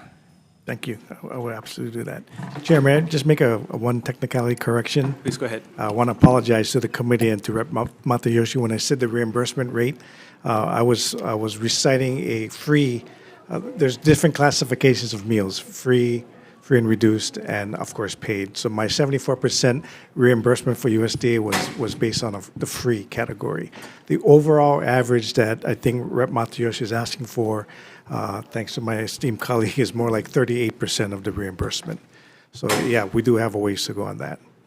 My apologies. Just for the record, I do not forgive DOE. No, just kidding. Thank you, I appreciate that. Thank you. Members, any other questions? I have a quick question for Hawaii Children's Action Network Speaks, if they are still here. Or if maybe DOE can answer this question, because it was referenced a couple of times that per the previous bill and this bill together, there might be cost savings. I'm not comprehending the mechanics of that, but do you concur with that statement? Cost savings. I'd have to look into that. I wouldn't. So we're not sure. Yeah. Okay. I don't know. All right. Thank you. Members, any other questions? I'd like to, yeah. Deborah Zeisman from Hawaii Children's Action Network Speaks. And in our testimony, the cost savings that other states have seen are from the alleviating the administrative cost, right? If everyone gets free, you no longer need to be having folks that are tracking, sending invoices to families. You just eliminate that entire part of the work. That's the cost savings. But is that per the last proposal or for this proposal? Because if it's free lunch for all, then there's no cost. It's really if it's free for all, right? You're just taking out the tracking. But I think there are some cost savings even with the lesser. CC, bring Please Danielle come up. up if you can provide clarification. So CEP, the community eligibility provision, provides that every school, every student in a school that is eligible and is participating does not have to fill out the forms, they just get it for free. They get the free reimbursement rate from the feds. So incorporating CEP would mean that they don't have to process the applications at those schools. However, not every school is going to be eligible for CEP. So if we extended free meals to the non-eligible schools, they would still have to fill out the forms because we need to figure out which reimbursement they're going to get from the feds. But it would provide less schools that would have to do that. Okay, thank you so much. Okay, any other questions, members? Seeing none, moving on to the next bill. We have HB 2256, a similar proposal. First up, we have DOE.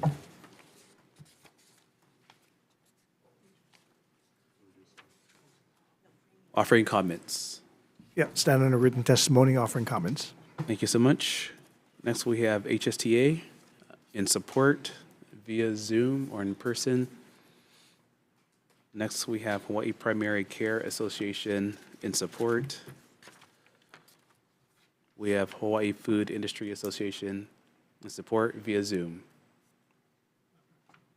Not present. Hawaii Public Health Institute in person in support.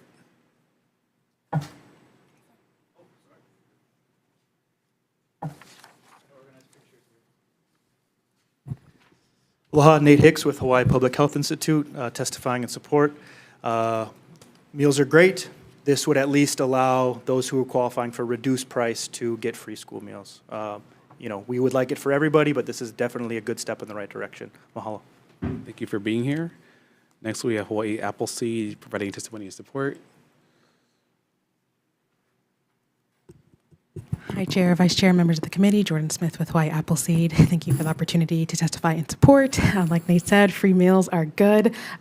This past school year, about 11,000 students are eligible for reduced price, so that's looking at the impact and reach of this bill. But of course, just stressing that if we want to reach the Alice families, we have to go above that $65,000 threshold for reduced price meals. Thank you. Thank you for your testimony. Next, we have Hawaii Hunger Action Network providing testimony and support in person. Aloha, Chair, Vice Chair, members. Hawaii Hunger Action Network also in support. Obviously a preference for the previous bill, but this one gets us a little bit of the way there. So we'll take that if that's what we can get this session. Thank you for your testimony. Next, we have Hawaii Children's Action Network speaks via Zoom in support or in person. Hi there, it's Nicole again. Thanks for letting me testify in this bill. I just wanted to note that in my written testimony, the income eligibility levels that I list are a little lower than what I'm saying during the hearing because I looked at last year's levels when I was writing. But just to give you an understanding, this bill is partially gets us towards what the prior two bills get us. For students to get free meals at school, they need to have income at or below 130% of the federal poverty level. For reduced price, it's between 130 and 185% of the federal poverty level. And so if they're within those two numbers, they pay a lot less for school meals. Let me give you a sense of what that means.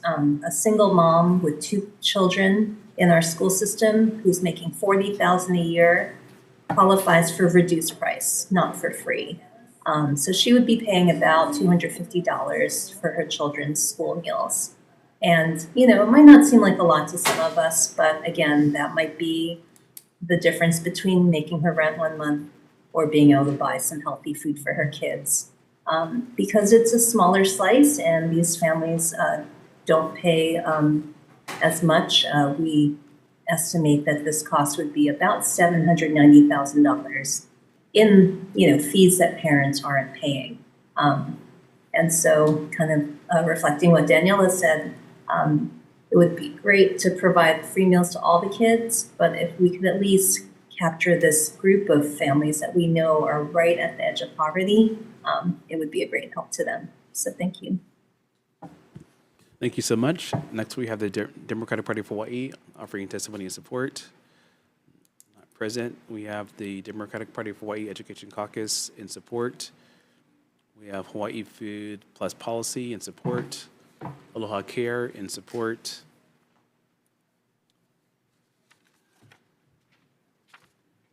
And we have about 12 individuals all offering testimony in support. Anyone else? 2256, HB 2256. Seeing none, members, any questions? Okay, seeing none, moving. Sorry, I got one for DOE. Please, go ahead. Sorry, DOE, real quick. In your testimony, you said that you were having a difficult time calculating the amount. In the testimony that we got from other organizations, it varies, but I'd say around 1.5 to 2 million. Does that sound about right? Is that in the ballpark a year? For the number of meals for... Or for how much it would cost to make reduced lunches free? I'd have to do the math. I know what the expenses are. Do you have any ballpark number for us? I know we can't get it exact, but... Go ahead. Go ahead. You've been there all day. Good afternoon. Iris Fujimoto from the School Food Service Branch, Department of Education. The current participation of reduced students in our current meal service is at 7%. And looking at 7% with the total expenditures and costs that it does cost us to produce the meal, it would be at least $2.5 million that would need to be covered. That's just covering the extra bit that they're paying. Right. So, but that's only 7% of the total reduced that's approved. So when that percentage increases, that 3.5 would increase also. Those numbers are very different. So thank you, Chair, but I'd encourage you folks to talk to some of the other testifiers here to just align your... I don't know who's right and who's wrong. I'm a lawyer, not a mathematician. But I encourage you guys to work it out maybe between this and the next hearing. Mm-hmm. Thank you. Thank you, Chair. Thank you, Representative. Any other questions? Seeing none, moving on to the next bill, we have HB 1631 relating to housing. First, we have DOE offering testimony and support. Good afternoon. Department stands at written testimony and support. Happy to answer questions. Thank you. Next, we have SFA offering testimony and support in person. Good afternoon, Chair, Vice Chair, and members of the committee. Allison Kunishigi, Deputy Director of the School Facilities Authority. SFA stands on its written testimony in support, and I'm available to answer any questions. Thank you for being here. Next, we have the Disabilities and Communication Access Board offering testimony, offering comments, not here. We have HSTA in support via Zoom or in person. Not present. We have Housing Hawaii's Future in support. Democratic Party of Hawaii Education Caucus in support. Hawaii Workforce Funders Collaborative in support. Olamua Collaborative in support in person. Good afternoon, Chair, Vice Chair, committee members. Thanks so much for hearing this bill. We'll largely stand on our testimony in support. I know it's been a long but inspiring afternoon. And just wanted to note, I think this will be a good step to try to make sure that we are providing housing for the folks who are working in DOE, both teachers and other educators, to make sure that we're able to retain and recruit the folks who are so critical to everybody here in Hawaii. Thanks so much. I'm here for any questions. Thank you for being here. Next, we have Hawaii Community Foundation in support, Hawaiian Host Group in support, AIO in support, HPM Building Supply also in support, Mana Up in support.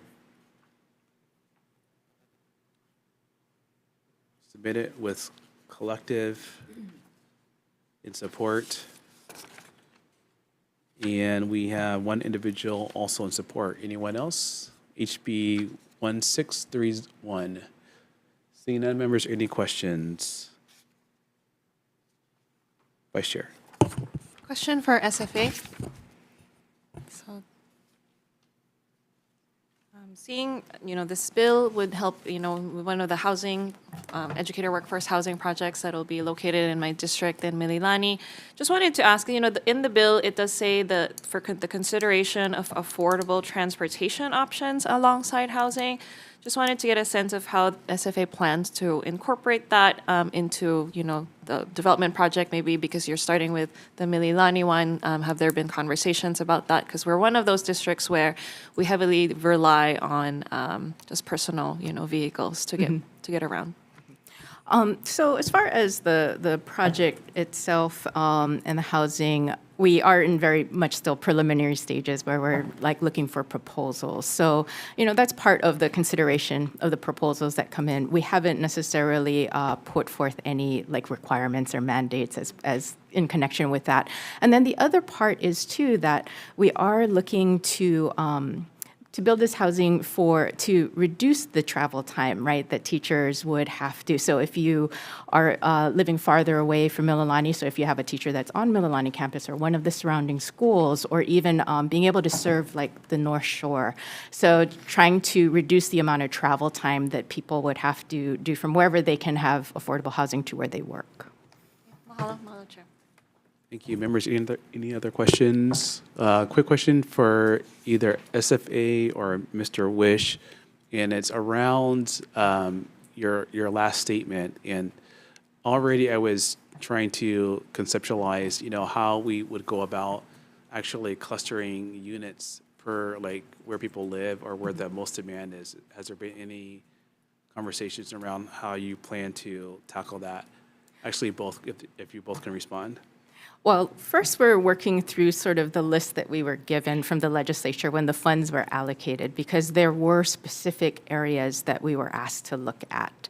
And so that was Mililani, Nanakuli, Waipahu. So we're kind of focusing on those areas. And then also we kind of have a list to work through, I think, before we get to the next stage of then identifying areas beyond that. Thank you. Mr. Wish.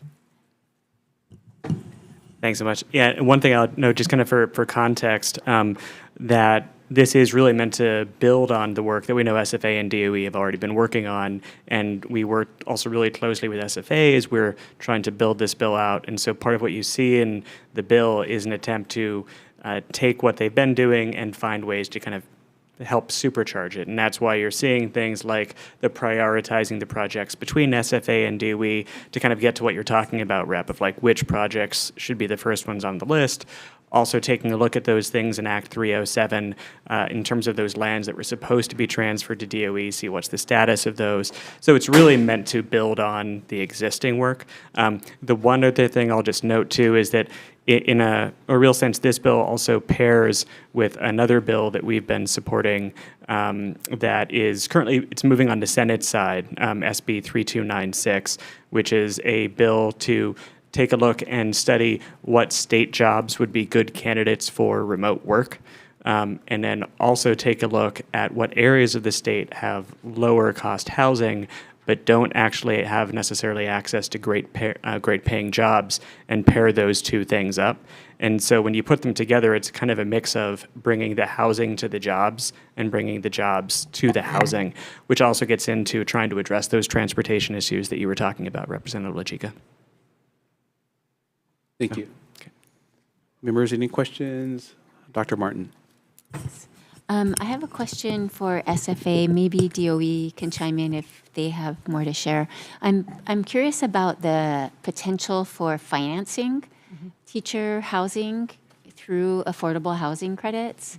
And I know a developer who does affordable housing in my district has wanted to do a pro bono project, and he said he could do it for free on state land, on school land. Not because he would pay for it, but because he could make it pencil out.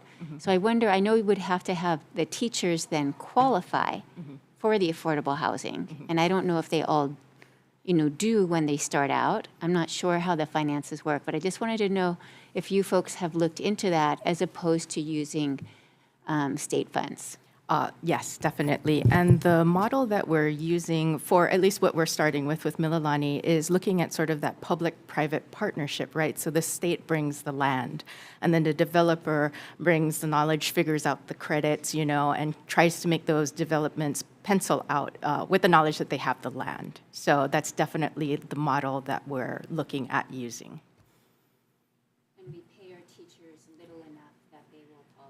When we're looking at like the parameters of how we're developing these proposals, we're looking at those salary schedules, right? And so we're trying to make sure that especially like entry-level teachers, that these projects, they will qualify for these projects.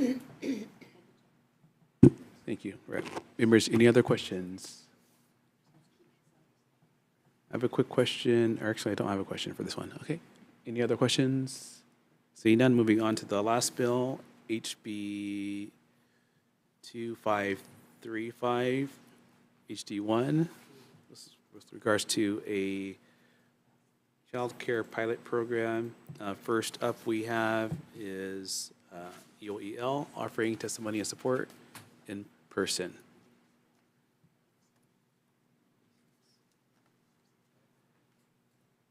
Aloha Chair, Vice Chair, members of the committee. Jordana Ferrer with the Executive Office on Early Learning. We stand on our written testimony and support and defer to DHS regarding implementation. Happy to answer any questions. Mahalo again. Thank you so much. We have DHS offering comments available via Zoom or in person.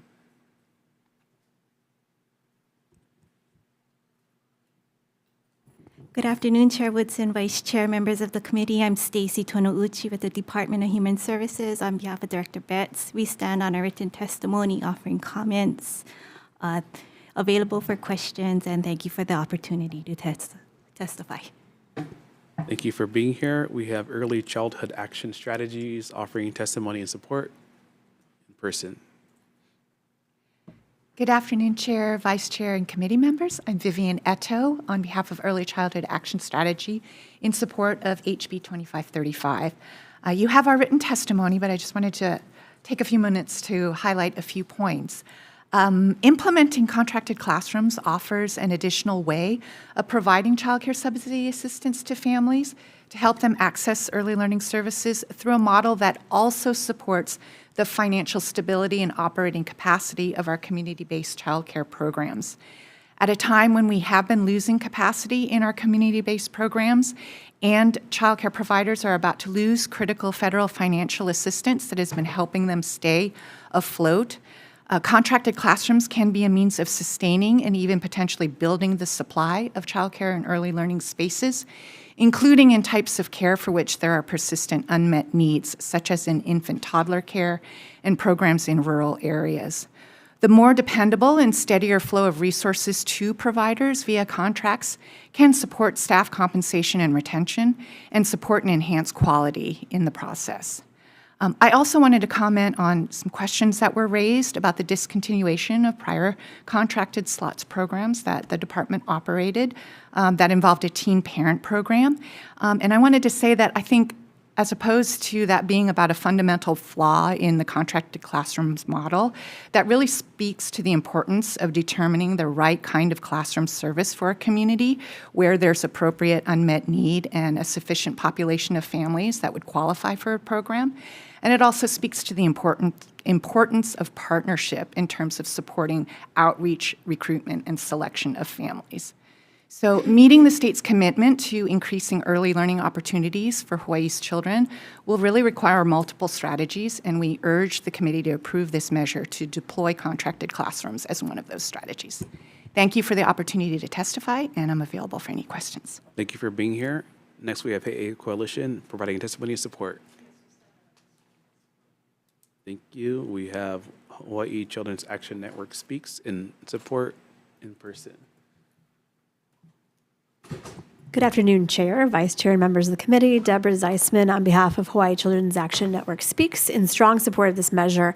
As Vivian noted, this is a model that we are looking at to help grow the supply side of what we need in childcare. We've done a lot of work over the last few years, many thanks to all of you, to grow the demand and help put more funds out. We know that we need to expand capacity, though. So the analogy I have been making is that it's wonderful if we give a family a HUD voucher to go out and have a discount on housing or funding to help them pay for housing. If there is no housing for them to use that HUD voucher at, it's a large problem. And we're concerned about that as well, as we see more preschool open doors money kind of available. If there is no place for a family to utilize that preschool open doors subsidy, it's no good to them. So this is a model being used in numerous other states, and we are happy to help answer any questions. Thank you for that explanation. Next, we have AA Coalition. Did you already go? Sorry. I have that here. Next, we have Parents in Action, Parents and Children Together in support. Next, we have HAIYC in support. We have Aloha United Way in support. Chamber of Commerce Hawaii in support. And we have about 25 individuals all offering testimony in support. Anyone else for this bill, HB 2335, HD1? Seeing none, members, any questions? Please go ahead. For DHS, please.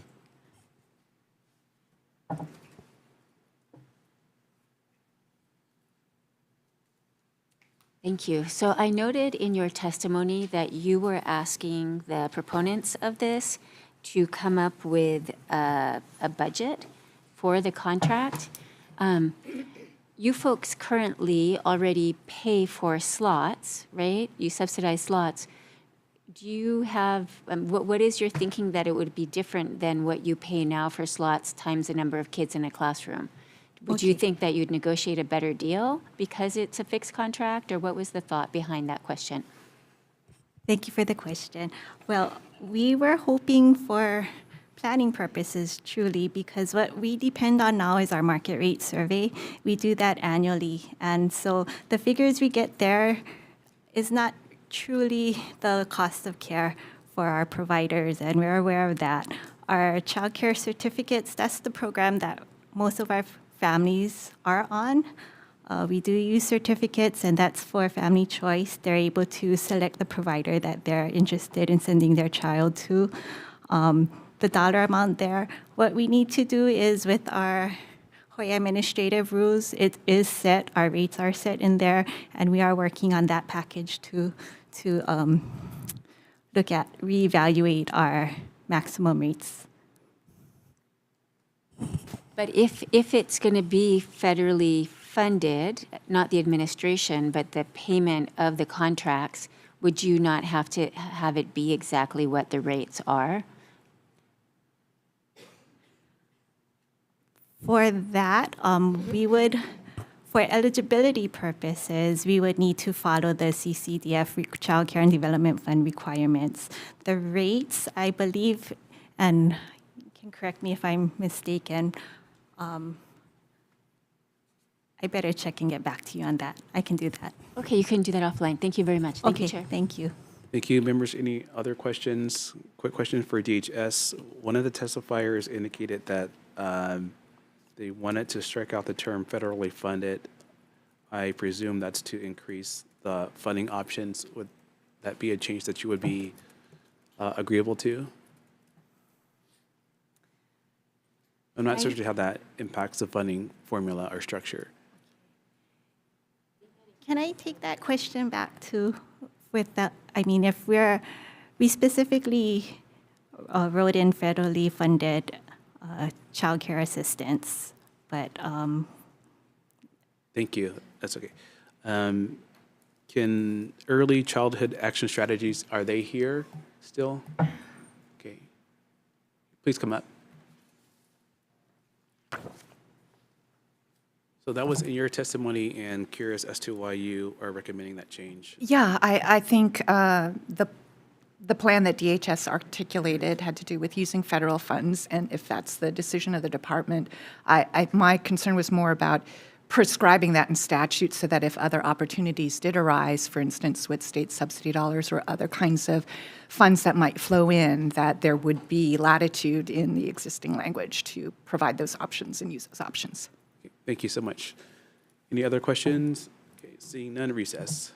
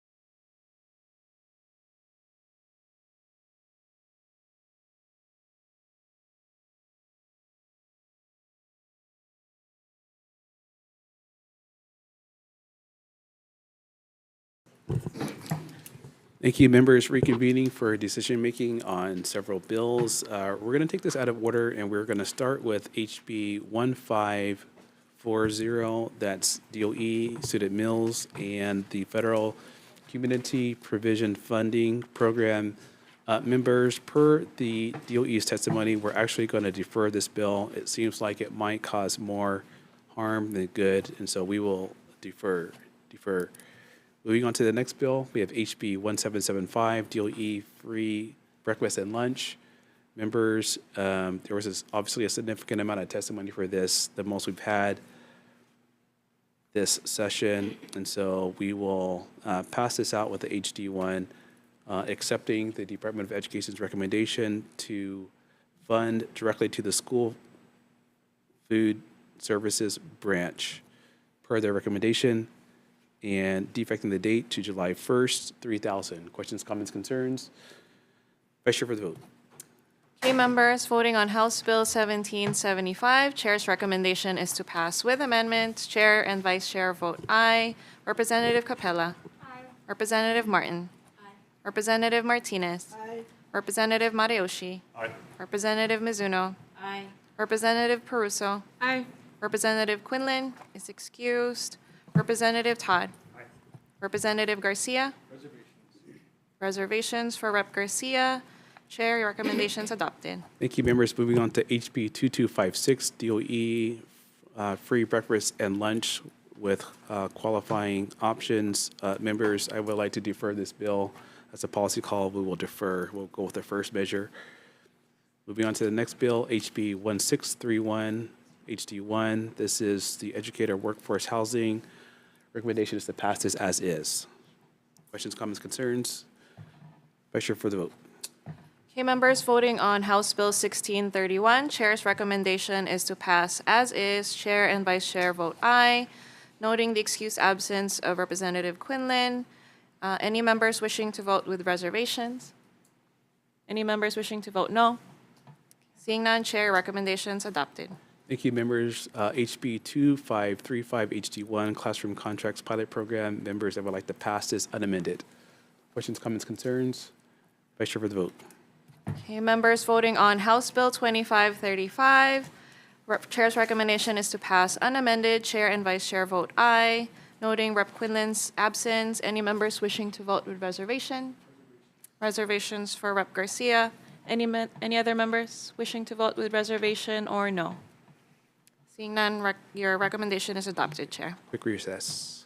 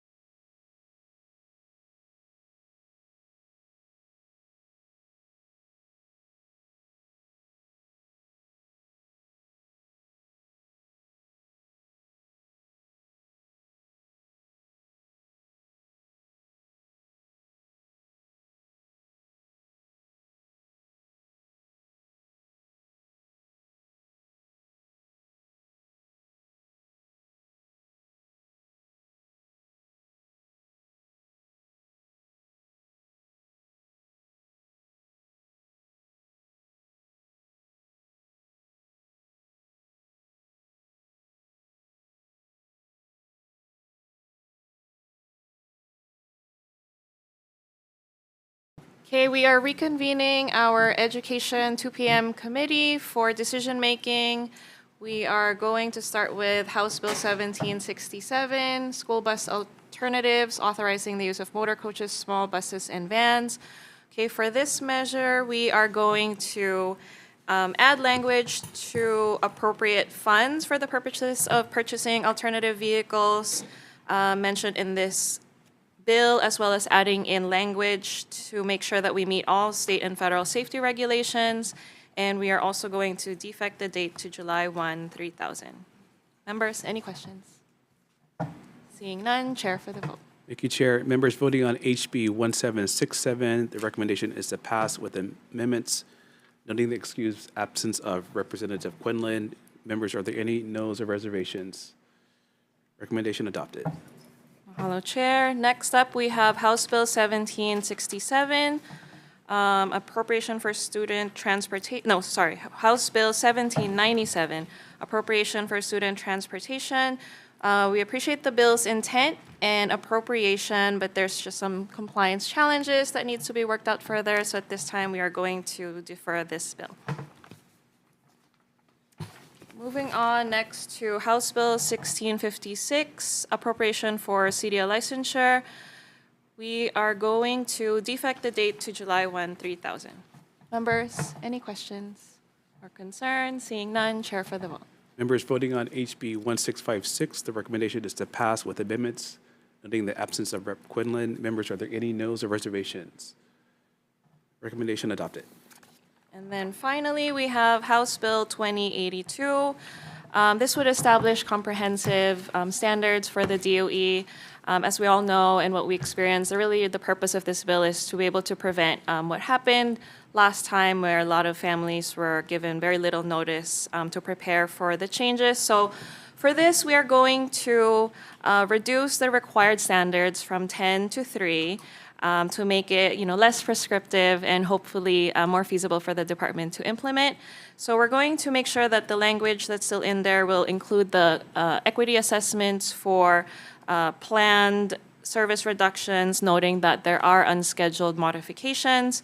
We'll also make sure that the communication and outreach plan is there. And then finally, we want to make sure that should school bus service be reduced, that the department does ensure that those affected are aware of the appeals process outlined in Administrative Rules Chapter 27. And that's it. Members, any questions or concerns? Seeing none, chair for the vote. Thank you. Members voting on HB 2082, the chair's recommendation is to pass with amendments, noting the absence of Rep. Quinlan. Members, are there any noes or reservations? Adopted. Mahalo. Okay, our committee is adjourned.